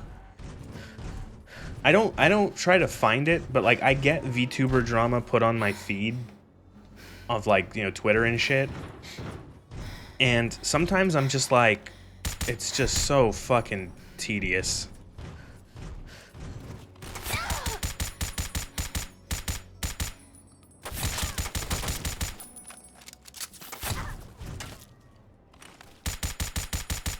I saw one guy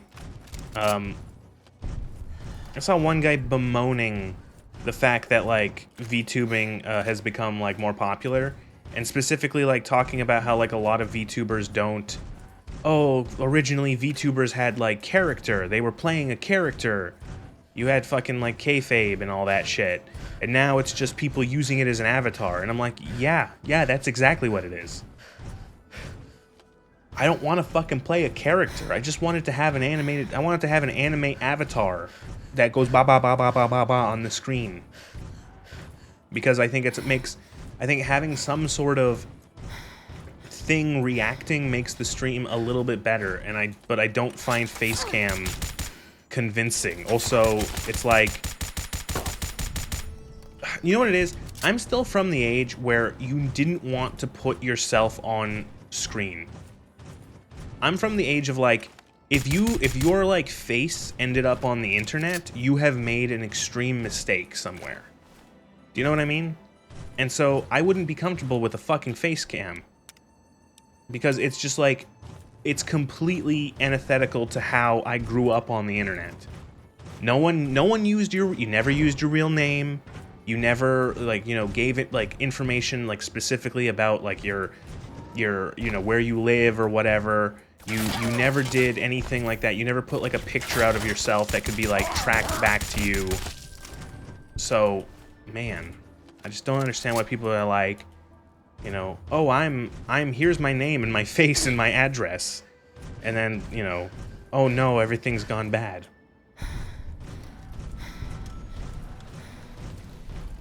Deliberately avoid it. Too old to, yeah, I get what that is. I get the idea of just like, it's like, I don't engage in this drama. Like, I'm not gonna, like, talk about it or anything, but it's just like I'm not gonna, like, you know, mention it outside of just, like, mentioning that there's just so much of it. But, like, I'm not gonna, like, and even now I'm going, I should stop. I really should, because it's just like, yeah, okay. But it's just, I think the main thing is that there's so much of it. Oh my lord, there is just so much of it where it's just like, oh my god, just stop. And to be fair, like, I scroll past it now. I scroll past it, and I try to get the fucking algorithm to be like, I am not interested in this post. This post is not relevant. Please, you know, move on. You know, show me other stuff. Go back to showing me cute cats and, like, people talking about video games, because I'd rather get involved in people bitching about video games. I find that more interesting. Please, please show me more people having retarded takes about like video games or Fallout and specifically. I love that.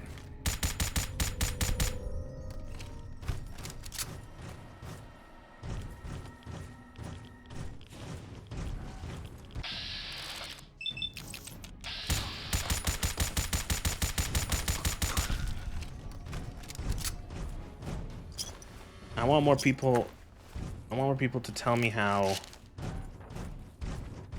Oh god, there was okay. Well, most people are fucking assholes. Not sure why being a VTuber being an asshole is fucking news. I don't know.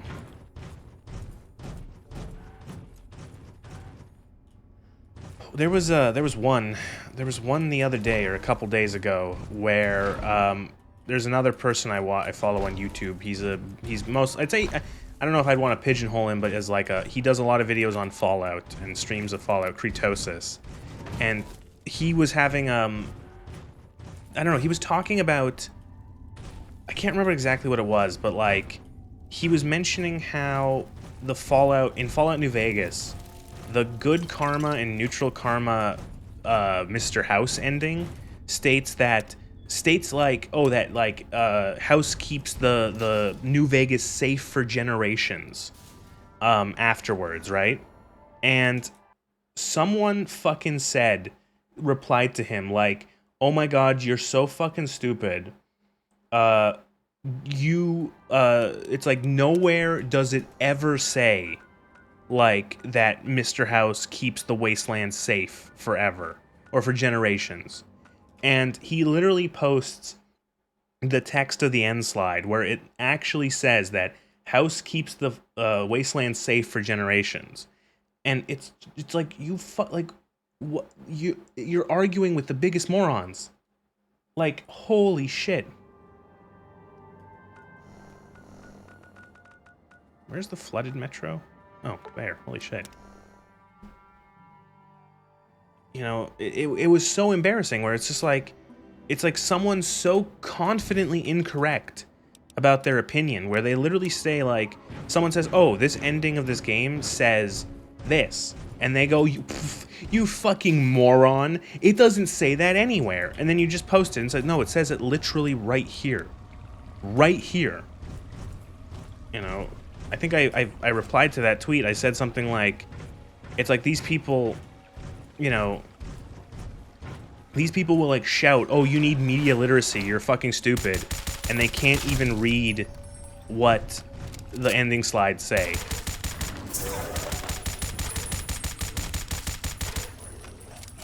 And I think I also mentioned something. I think it's interesting how I wonder how many people who like comment on games online have never actually played the game, or more so, how many of them have considered that they consider themselves to have played the game, but they've actually just like watched someone play it on YouTube or on Twitch.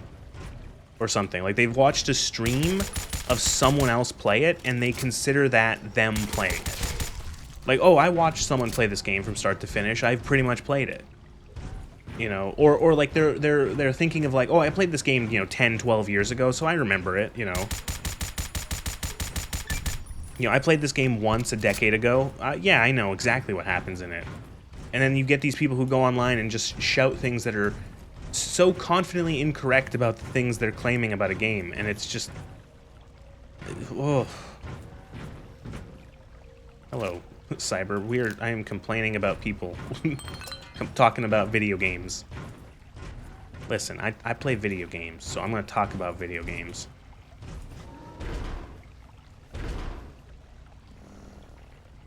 This is like another area I don't think I've ever been in Fallout. Who the fuck is running around to try to explore the flooded metro in Fallout 3? Never argue with an idiot, drag you down. Mark Twain. I almost bet that Mark Twain did not actually say that, but it's an interesting quote. Mark Twain is up there with Abraham Lincoln in regards to stuff that people attribute to him that he did not actually say.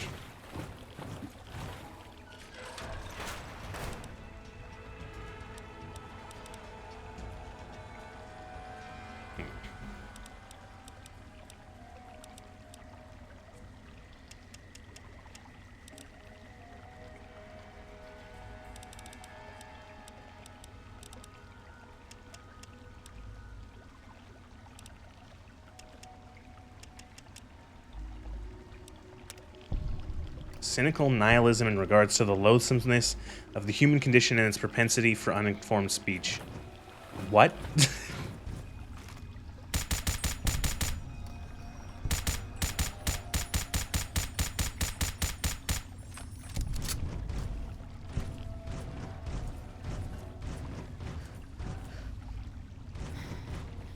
Who are you and what did you do with Lugor?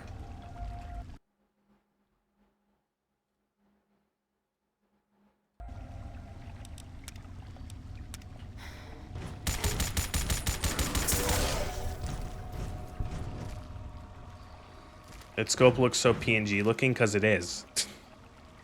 That scope, Cyber, is literally a mod that changes the way the scope looks so that it's not... So, in vanilla Fallout 3, it's literally just like a scope PNG zoom in, but the entire screen is black. Where this is trying to emulate the more modern style of scopes in video games, where like you have more field of view around the scope. But this is the best they can do, considering the game and the engine and the age of the game. They're trying their best.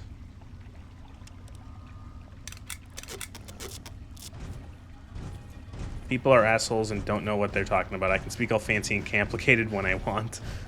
Complicated.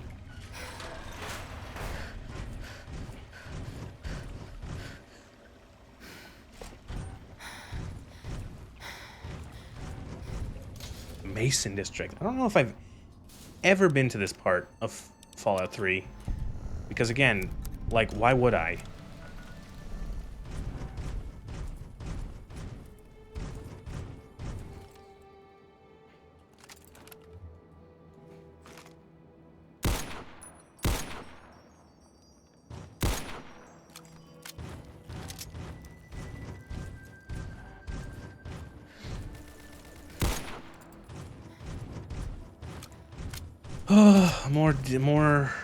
More super mutants, more ruins, more fighting super mutants in ruins.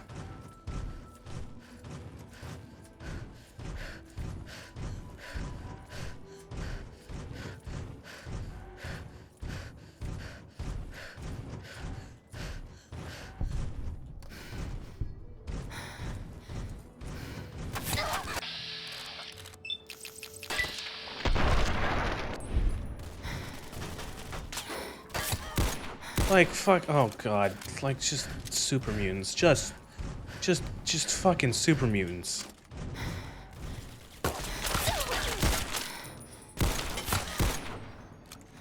It's like a...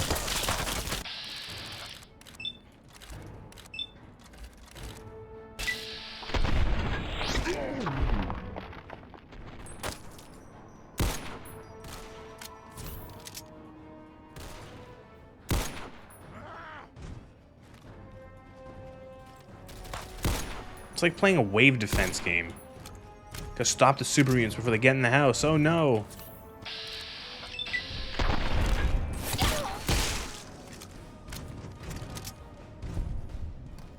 They even put a sniper rifle here with actually no ammo for it, so never mind. They put a sniper rifle here and no bullets for it, so you can do that whole thing where you snipe all the super mutants. Really cool. I guess maybe it's just trying to remind you, hey, you should use your sniper rifle here.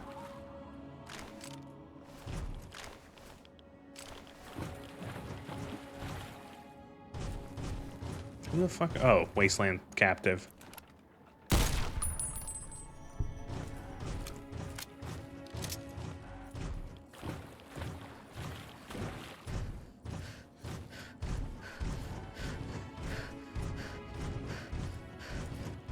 Oh, good, another train station.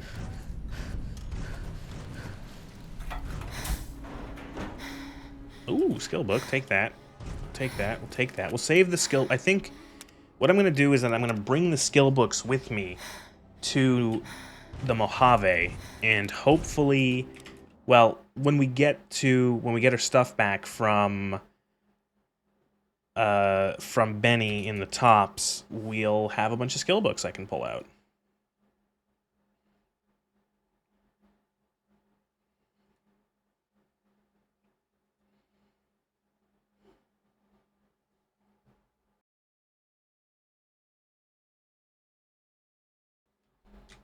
I just looked it up. There is nothing worthwhile.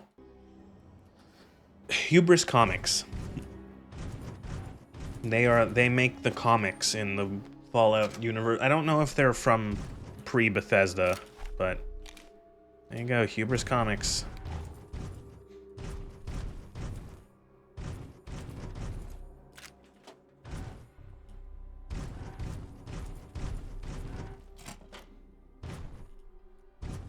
Boobris Comics.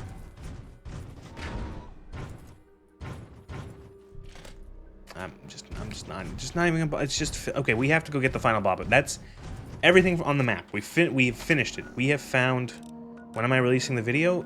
December, right before a couple days before the TV show. I know, you have to wait a little bit more. I'm going to try to capitalize on the television show. We have did it. Everything is found on the map. We have found every location except the train station except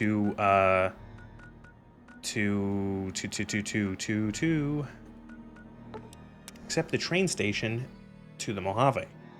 But so what we're gonna do first, before that'll be what I'll do to finish tonight, is I'll find the final bobblehead, and then we'll get to the train station and set the train up to get ready to leave, and that'll be it.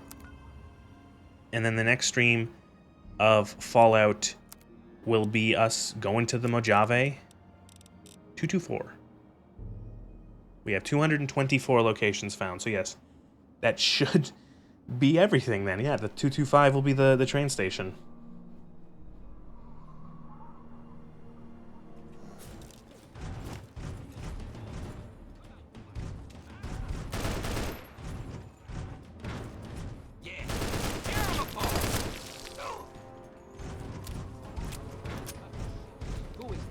I am so glad this fucking game is over. There is a... Okay, so I guess I can start talking about, I guess, my final thoughts. I did mention it a little bit in the last stream, because I thought it might have been the last stream. But Fallout 3 is... I would consider Fallout 3 a rough first effort by Bethesda at making a Fallout game. There are bits and pieces here that work. There are bits and pieces here that aren't bad, especially in terms of some of the visual design. They did a good job, I find, with, in some aspects, of translating the way that the previous, like the old Fallout 1 and 2s looked into 3D. Some of the architecture has like the same sort of like, you know, Art Deco, with the sort of like big, you know, heads carved into the stone or the concrete, stuff that's like very reminiscent of the what am I trying to say? Of the oil rig from Fallout 2 and things like that. There's and like yeah, that's fine. But ultimately, like, some of the... God, like, the combat is like... blah. Especially in... This isn't vanilla, so I'm just basing this off of my memory. But, like, the vanilla combat is not great. It's fine, but it's the same issue that would become more prevalent in Fallout 4. The combat is, like, at best, middling. And yet they make you do... like infinite combat. Like 90% of this fucking game is like you shooting people.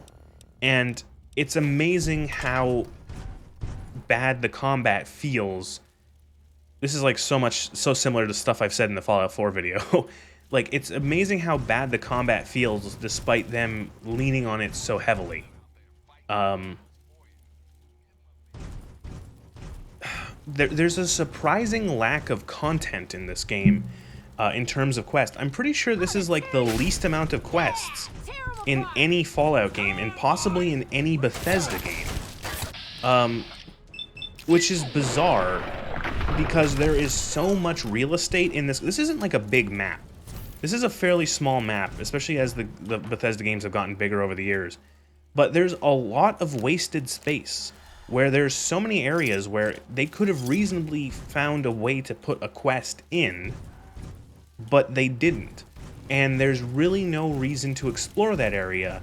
Like, you don't, like, there's never any interesting, there's rarely any interesting weapons or, like, loot to find in these areas that are, like, off the beaten path. There's never any interesting locations. You don't find anything very, like, whoa, that's amazing, or, you know, unique enemies or unique encounters.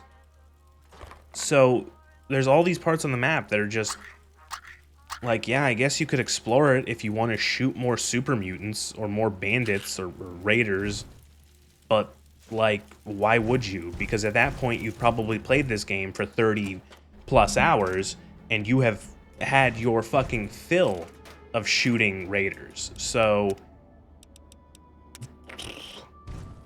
you know, you and then as for the actual content that is in the game, it's usually not great.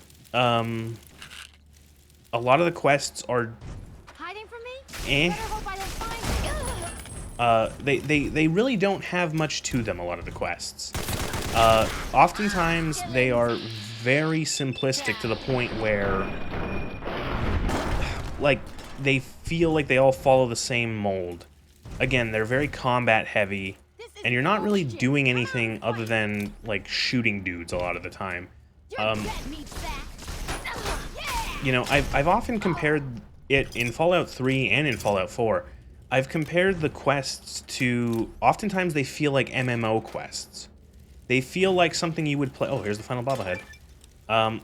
They feel like something you would find in like a World of Warcraft, where it's like go to a location, interact with an NPC, and then like just shoot everyone on the way in or out.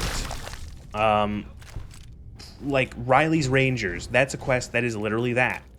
It's shoot your way in and find the raider or find the Rangers, shoot your way out. That's it. Stealing Independence. Shoot your way into the find the National Archives, shoot your way to the national or to the documents, and then leave, and that's it. Like, you know, you go to Oasis, and Oasis has like an interesting thing. Harold's alive, and you have to choose: do you want to kill Harold? Or do you want to let him grow, or do you want to whatever? And there's like, oh, that's cool, that's a choice, but how does the choice represent itself? Well, to kill Harold, there is a way you can kill him by burning him with like a fire weapon, but otherwise, if you want to make him grow or stop his growth, you have to go to a dungeon and shoot a bunch of enemies to then get to his heart. And it's like, oh, okay. And so I guess it is like a double-edged sword of like, there's not a lot of content in this game, but maybe that's a good thing, because if there was more content in this game, it would just be more of that. It would be more of shooting raiders and super mutants and mirelurks in dungeons to go and click the quest objective, and that's it.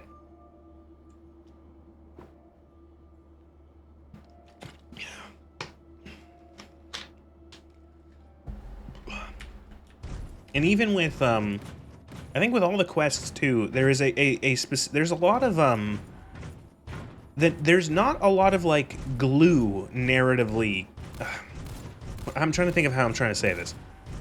The quests don't feel like they relate to the world and like what is going on in the capital Wasteland. They often don't. Like, it just feels like quests out of a hat, where it's like they just picked something and they just made that a quest without thinking about how it's supposed to connect to the capital Wasteland, to the world, to the people in the world. It's just like, yeah, it's just a thing. You know, like let's take it, like, stealing independence. Okay, some guy wants you to go and steal the Declaration of Independence from the National Archives so he can have it and keep it safer. Like, what does that say about, like, the rest of the world in the Fallout, like, and what's going on? How does that connect to anything greater? What does that, like, mean that some guy wants to to do it, to take the Declaration of Independence and like keep it like there's no connection to anything. It feels like the world is reading from one script and the quests are reading from a completely different one. And it's interesting that that's a good way to put it. And it's interesting because the world is still also reading from a different script, because one of the biggest disconnects you have in this with the, I think, you know what, no, I figured it out. You got it there, Lugor. Everything, every quest, including the main quest, is reading from a different script from how the world is presented. The biggest conceit, or like the biggest thing in the main quest line, is what is, or like water. The entire thing is about water. Water, water, water, water, water, water, water, water, water. The wasteland needs water. Your dad is fucking bananas about water. He wants to give the wasteland water. Nothing in the world says that anyone is suffering from a lack of water. None of these settlements have people dying of lack of water. There's no, like, drought or famine. Nobody seems to be running out of food because you can't grow crops or raise animals because there's no water. None of it, that doesn't happen. But, like, your dad and the main quest line is essentially treating it as if the entire wasteland is dying of thirst, and like it will be years, only a couple years before it's just, oh, everyone's dead of thirst. But none of that is in the game. The world doesn't show that. It's like taking Bilbo Baggins and dropping him into Wheel of Time or something. He could kind of fit in, but it's a wild disconnect between a Lord of the Rings character and a Wheel of Time character. It's just like, and there's certain quests where, like the Superhuman Gambit, where you come across this town that is, you come across this town that is supposed to be a trading hub. Let's not think about the fact that nobody ever trades in this game.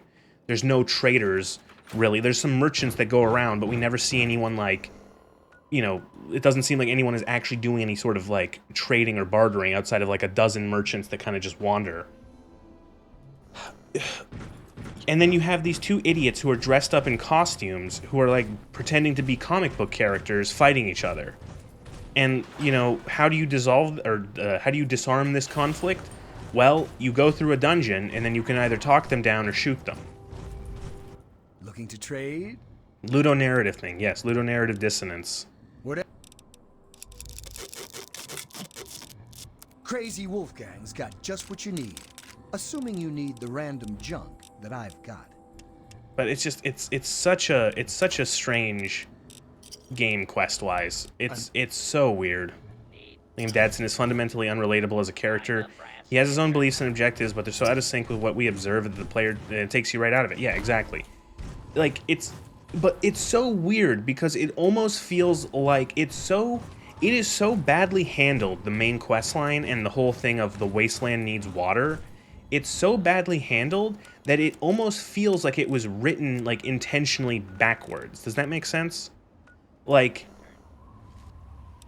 the wasteland needs water and Project Purity, but for some reason your dad was working on Project Purity 20 years ago and was able to leave for 20 years and nobody died of water, and then, you know, he was able to go into the vault, and then he just leaves the vault, and it's like, what is happening? What is, like, actually, what is happening? Does the wasteland need water or not? Apparently not. Your dad left for nearly 2 decades, and nobody, it's not like the wasteland melted away because there was just no water. It's usually that the experience of the player doesn't match the experience of the world, but this goes a step further, and the quests themselves don't match the, yeah, exactly. You know, like, there is no quest line in this game where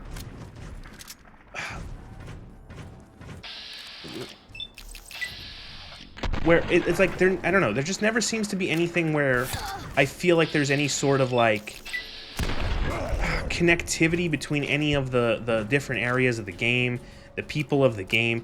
Everything feels like it was a quest out of a hat. Like they just pulled a prompt out of a hat. And everything feels like it's an isolated thing. Like, you look at the map. So where does, so this is Canterbury Commons. This is where the Superhuman Gambit quest takes place. This is the area of effect that quest takes place. Like, it doesn't affect anything outside of these 3 points. Doesn't matter. Oasis doesn't affect anything in the Wasteland, despite the big implications it might have. You don't see anything outside of this little area, you know. So, like, if you look back to stuff like Fallout 2, like, I think Fallout 2 has some interesting things because there's a lot of quests. I can think of a couple off the top of my head in terms of areas that have a lot of, like, interplay within each other, and it feels like I'm actually making change for these areas. I think of Vault City and Gecko. You have Vault City and the ghouls and Gecko who run the power plant, and them, the back and forth between having to help the ghouls and deal with Vault City and become a citizen and deal with First Citizen Lynette and and balancing it in a way where it hopefully can turn out, if you want, you can fuck it up if you want, but hopefully it turns out in a way that can benefit both sides. Or something like how in New Reno has issues, or like has a bit of conflict with the NCR. You can do quests from Vault City for people, or you get in Vault City, you can find quests from people in New Reno to go kill people in the NCR that the different gangs of New Reno want dead. And then similarly, you have to deal in New Reno with the different families, and you can choose which, you can, like, by which quests you do, which one ends up in charge of New Reno, which does affect the ending. It's like a theme park. I use in my video on Fallout 3, I use that exact terminology, I think at least twice, where it feels like a theme park. You go from attraction, and that's it. It is. You kind of just, like, see the things that the developers made, and there's really no cohesion to, like, what you're doing and like what the point of each area is. You know, they really just, like, made things and didn't really care how it fit together. And I think it's just, you know, and again, it comes down to the fact that, like, these quests are so fucking boring too.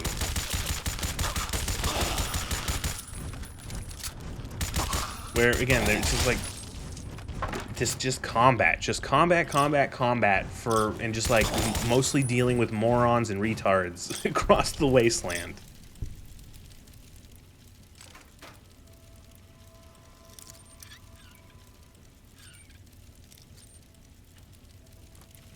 Okay, that's a fuck you box.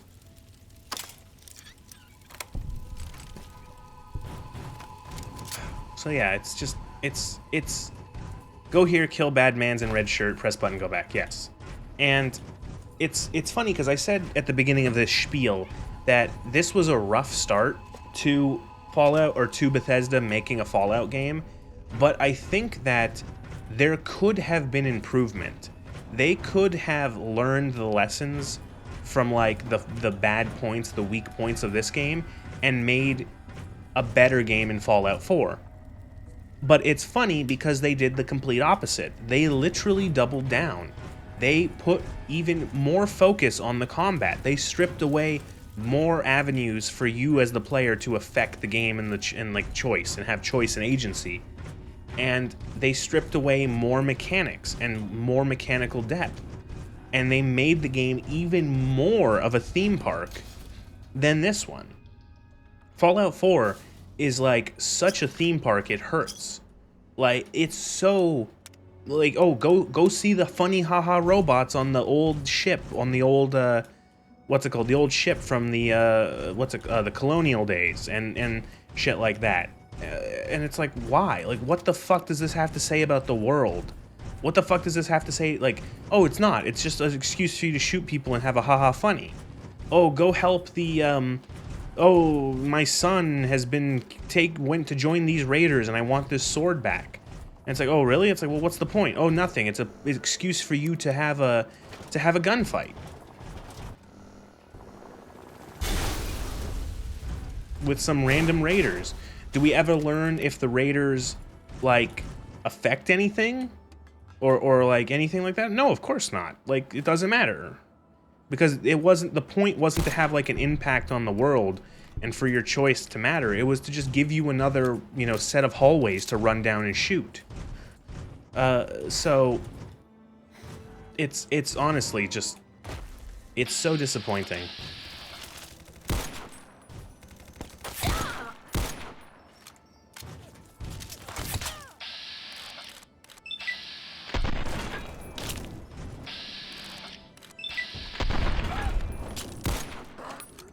Again, they could have made this. They could have done a better job with Fallout 4, and I think it's just, you know, I think it's just gonna keep going.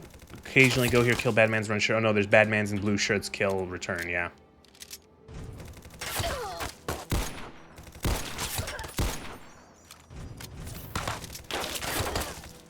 Does it come up that 99% of the Wasteland humans are just murderous lunatics who wear all the same brown t-shirts?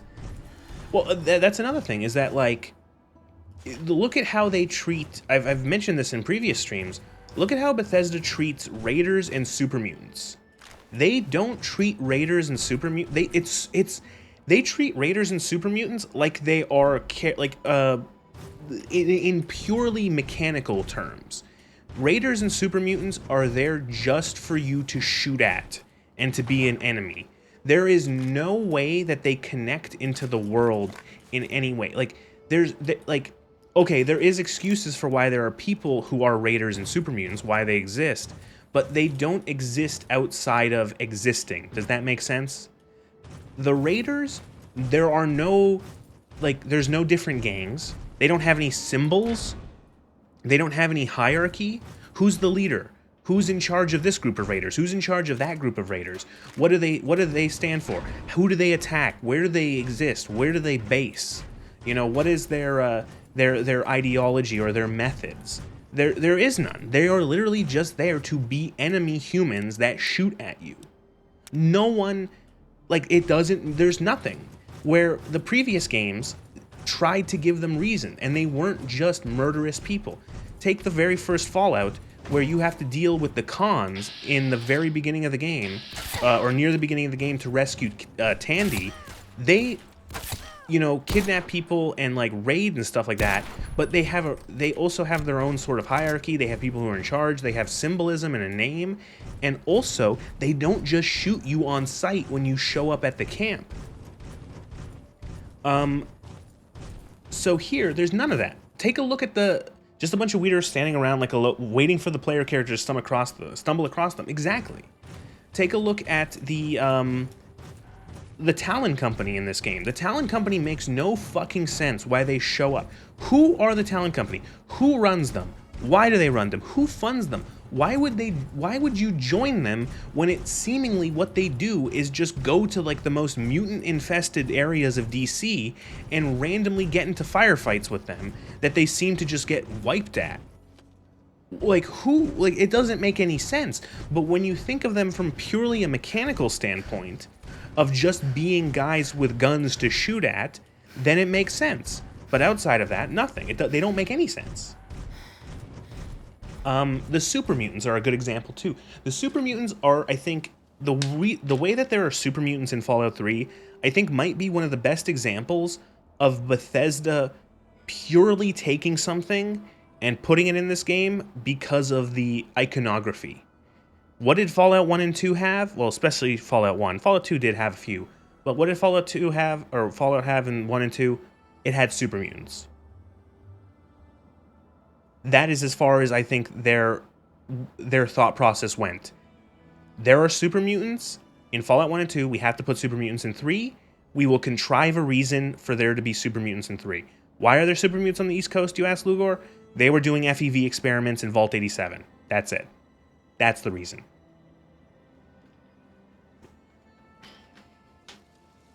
And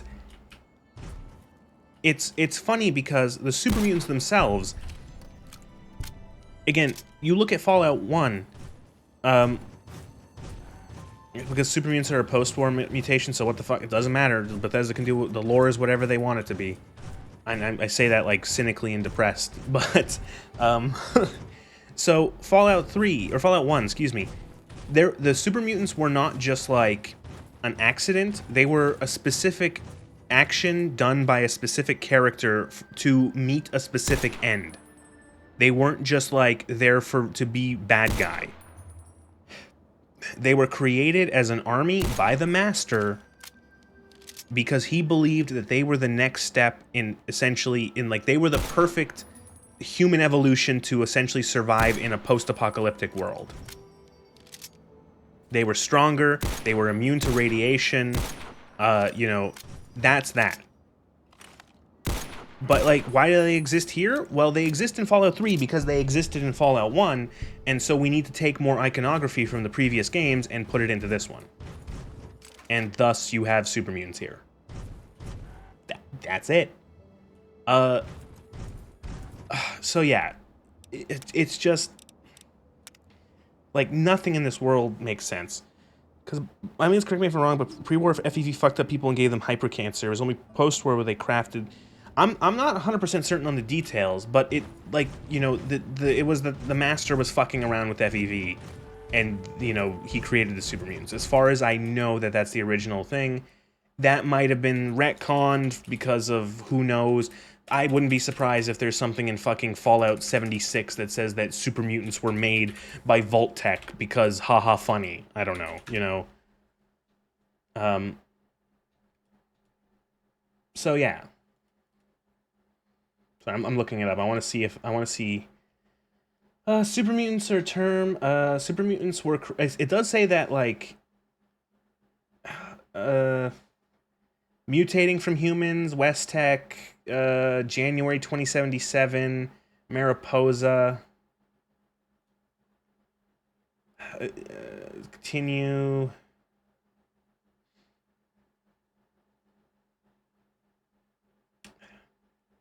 Yeah, again, it's something that was done pre-war, maybe? But, like, perfected post-war? I don't know. But I think, like, we don't even have to get into the weeds, necessarily, about the origins of super mutants, because you have to just look at how Bethesda uses them. And they use them badly. Like, that's it. They just use them... like, with just because they are super mutants, and they are a recognizable icon, recognizable icon of the series. That is why they are in this game. There is no other reason why super mutants are in this game, other than they need enemies, you need something for the players to shoot at, and super mutants are something that people will go, oh, that's the thing from the older games. Remember super mutants?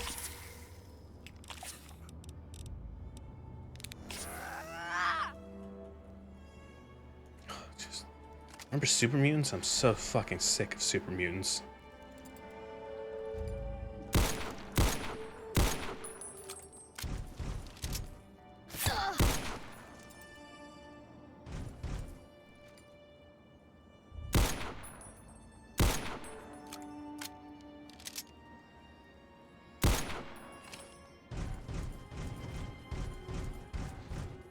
Oh, just... oh. Yeah, I wanted to aim at the rad roach and not at the super mutant shooting at me with a gun.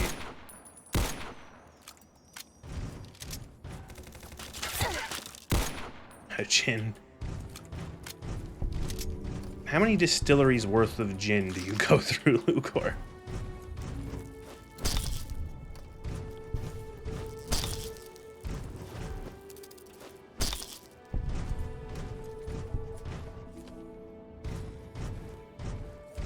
So yeah, again, sorry, I'm kind of just like exasperated. Bottle of Gordon's a weekish. Okay, that's not that bad.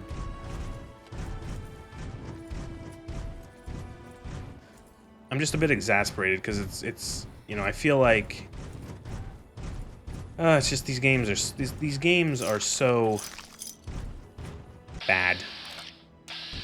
Fallout 3 is not a great game. Fallout 4 is a much worse game. Fallout 76 is... it's just like... Fallout 76 is like awful, but it's like a weird mutant multiplayer monster, so I kind of don't care about it as much. But it's, again, they're all bad.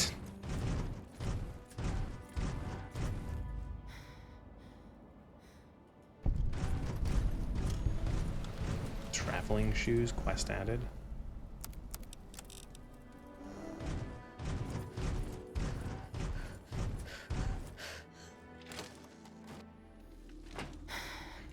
I usually don't drink during the week because fuck turning up to groggy to work. So it might be a glass with dinner and then I finish with a bottle Friday to Sunday. Fair. Understandable.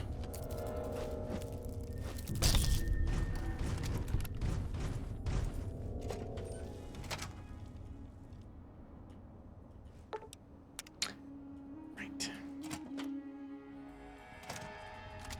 So this area is not in vanilla Fallout, if you could guess.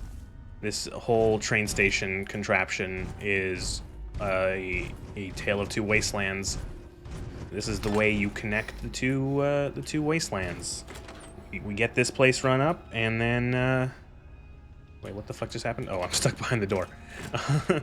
It's at the same time I opened that door, I got an email on my phone, and so I looked at my phone, and then suddenly I was stuck behind a door.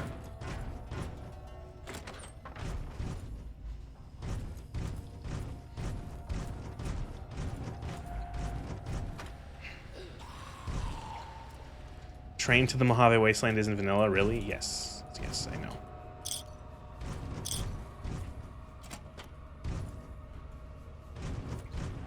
Well, it could have been that the train station existed, but then they just added, you know, yeah. No, shut up.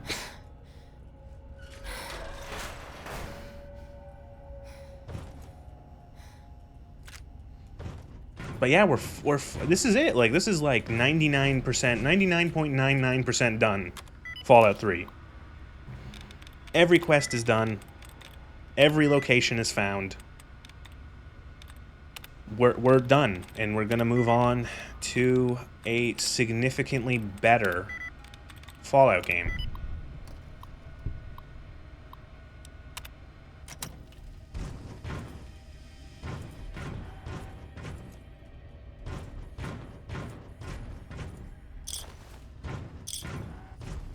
I'm afraid of committing to the 100% for New Vegas.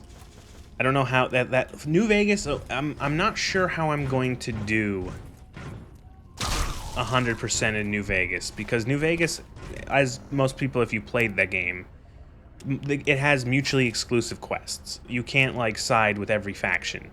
There's a point where you can side with, you know, you can do a lot of quests for a lot of the factions up to a point, but ultimately you will have to exclude certain quests because you can't, you know, help you can't help the NCR and Caesar win the dam at the same time. So I'm gonna have to think about that. I'm also gonna have to look up and see if there's any quests that are canceled out by other actions.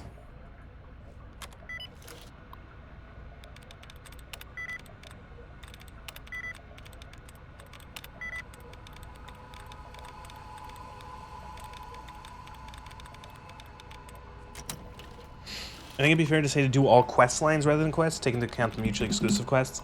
Yeah, because I don't think I'm going to be doing like, oh, I'm going to do Mr. House, and then I'm going to do Yes Man, and then I'm going to do the NCR, and then I'm going to do Caesar, because that would be... It possible, but I don't know. I don't think I'd want to commit to that much, because that would just be a lot. Because I will try to do every named side quest. That's I think, the goal. Is I want to find every location like I did in this game, and then I want to do every named side quest. And what I mean by that, or not named is the wrong term. Every tracked quest. If it shows up as a quest in your log, in your quest log, I count it that as a tracked quest. That's what I'm going to do. And there's a lot more of them, big and small, in New Vegas than there are in 3. Take us into the new year. I'm perfectly fine with this ending up being like a fucking 40 stream thing, because I'm despite how meh Fallout 3 has been, I've been enjoying this, and I think the way that I'm spacing these streams out, giving myself at least a like 5-6 days in between, it makes it so I'm not like boring myself and being like, ugh.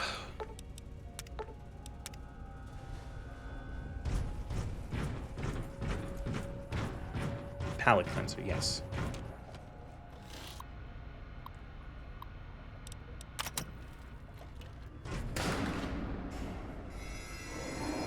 We have power.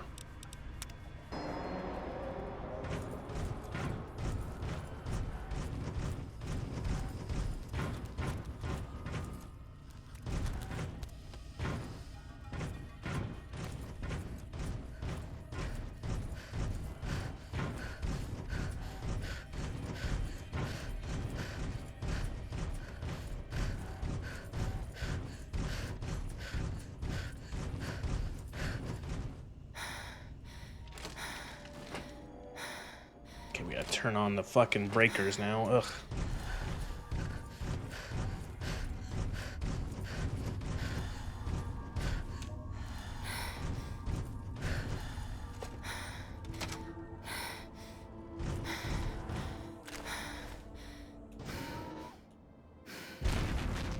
All aboard what I can only assume is some kind of Amtrak sleeper train.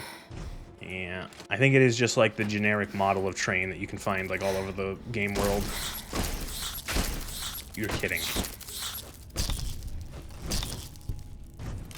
Fucking roaches.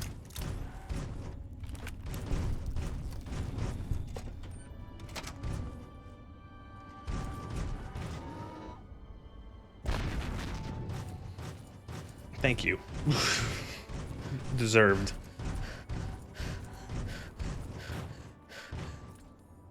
How do I get up there?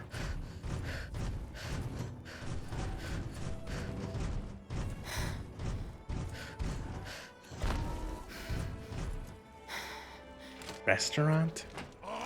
Oh, so fucking fuck you.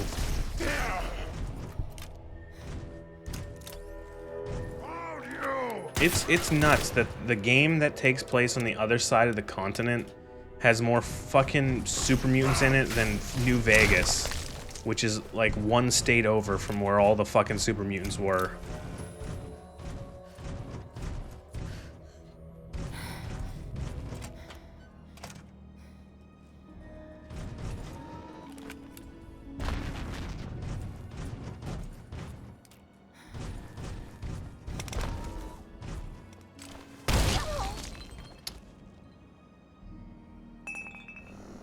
Okay.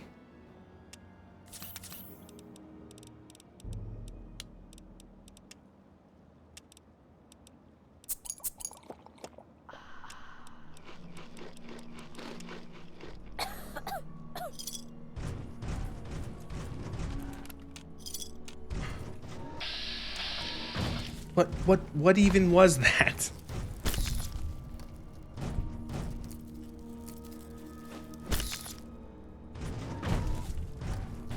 Just suddenly just exploded.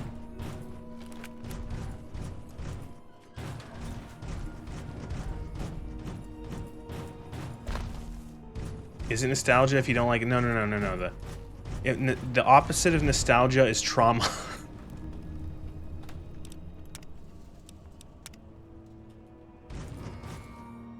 Look, the signs are working now.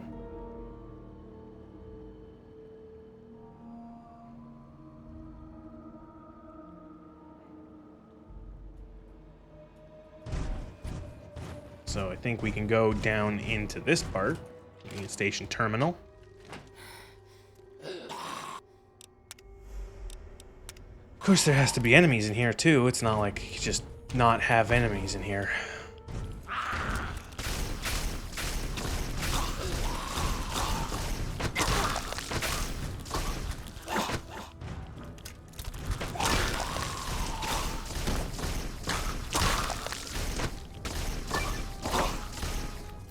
Please.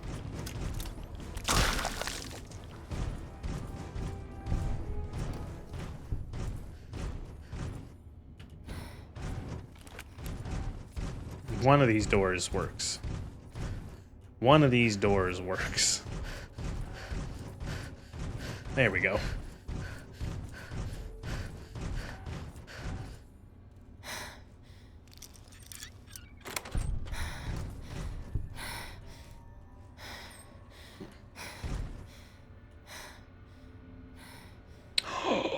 Free train ticket to New Vegas. Yo.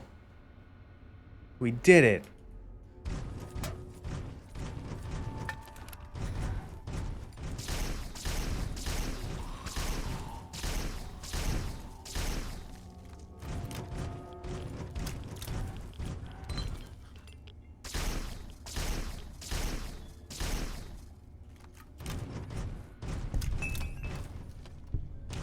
Alright, station secured.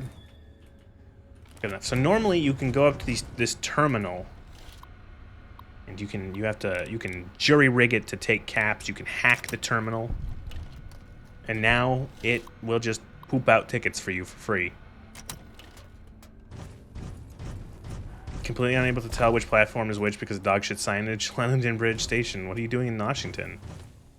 So here we have the train. Look, it's ready to go. It's just sitting here. It's fueled and powered. There's the tunnel.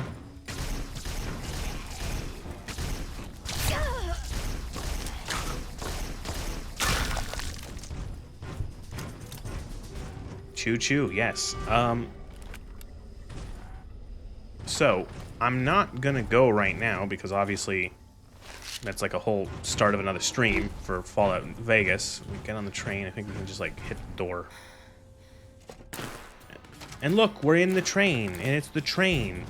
And so what we have to do is we hit this switch, and this is takes us, and there's even a passenger car. Wow. There's even a dining car. Wow. You know. It's pretty bad. It's pretty rough. But what we'll do is that when we are ready to go, we hit this switch, and we get a warning, I'm pretty sure. Train leads you to New Vegas. Your ticket is one way only. You'll not be able to return without repurchasing another ticket. You want to travel to the capital or to New Vegas? No, not yet. But that will be for next stream, which will be the end with, or Fallout 3 is done. Fallout 3 is finished. Everything. Everything. Dining car, 10 FPS car. So yeah, we're finally done. This took like, I have to go back and check, but it's probably close to 40-50 hours. And New Vegas will probably take the same amount. But yeah, we're gonna be done. And what I'll do is I'll do some housekeeping off stream, because the next stream of this will probably be Friday or Saturday. And I'll put some gear away. I'll choose what exactly I'm going to be taking, what exactly I'm going to be leaving behind. I will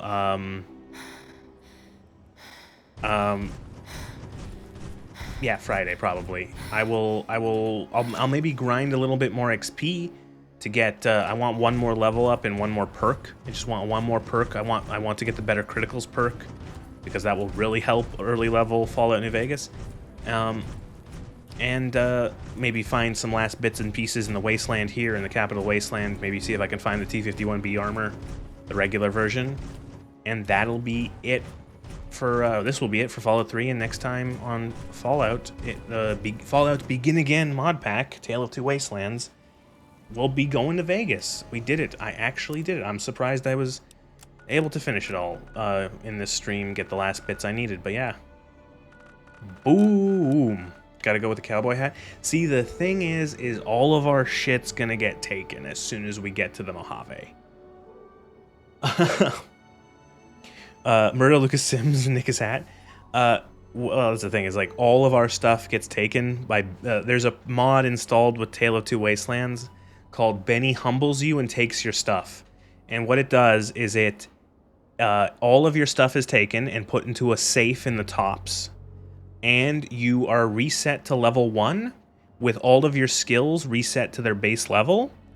And all of your special is reduced by 1 point, I think, until you hit level 14. The only thing you get to keep are your perks. And the only reason you get to keep your perks is technical. Apparently, removing perks off of a character and like adding them back can be fucky and it might not work well. So the mod just says, here's your perks. You keep them, but otherwise you are essentially reset to 0. You're knocked back down to level 1, and you essentially level again. So we're going to be knocked back to 1. All of our skills are going to be in the toilet, but our special will be nuked a little bit. But we will still have all of these perks we've picked up over the course here. So that'll be fun.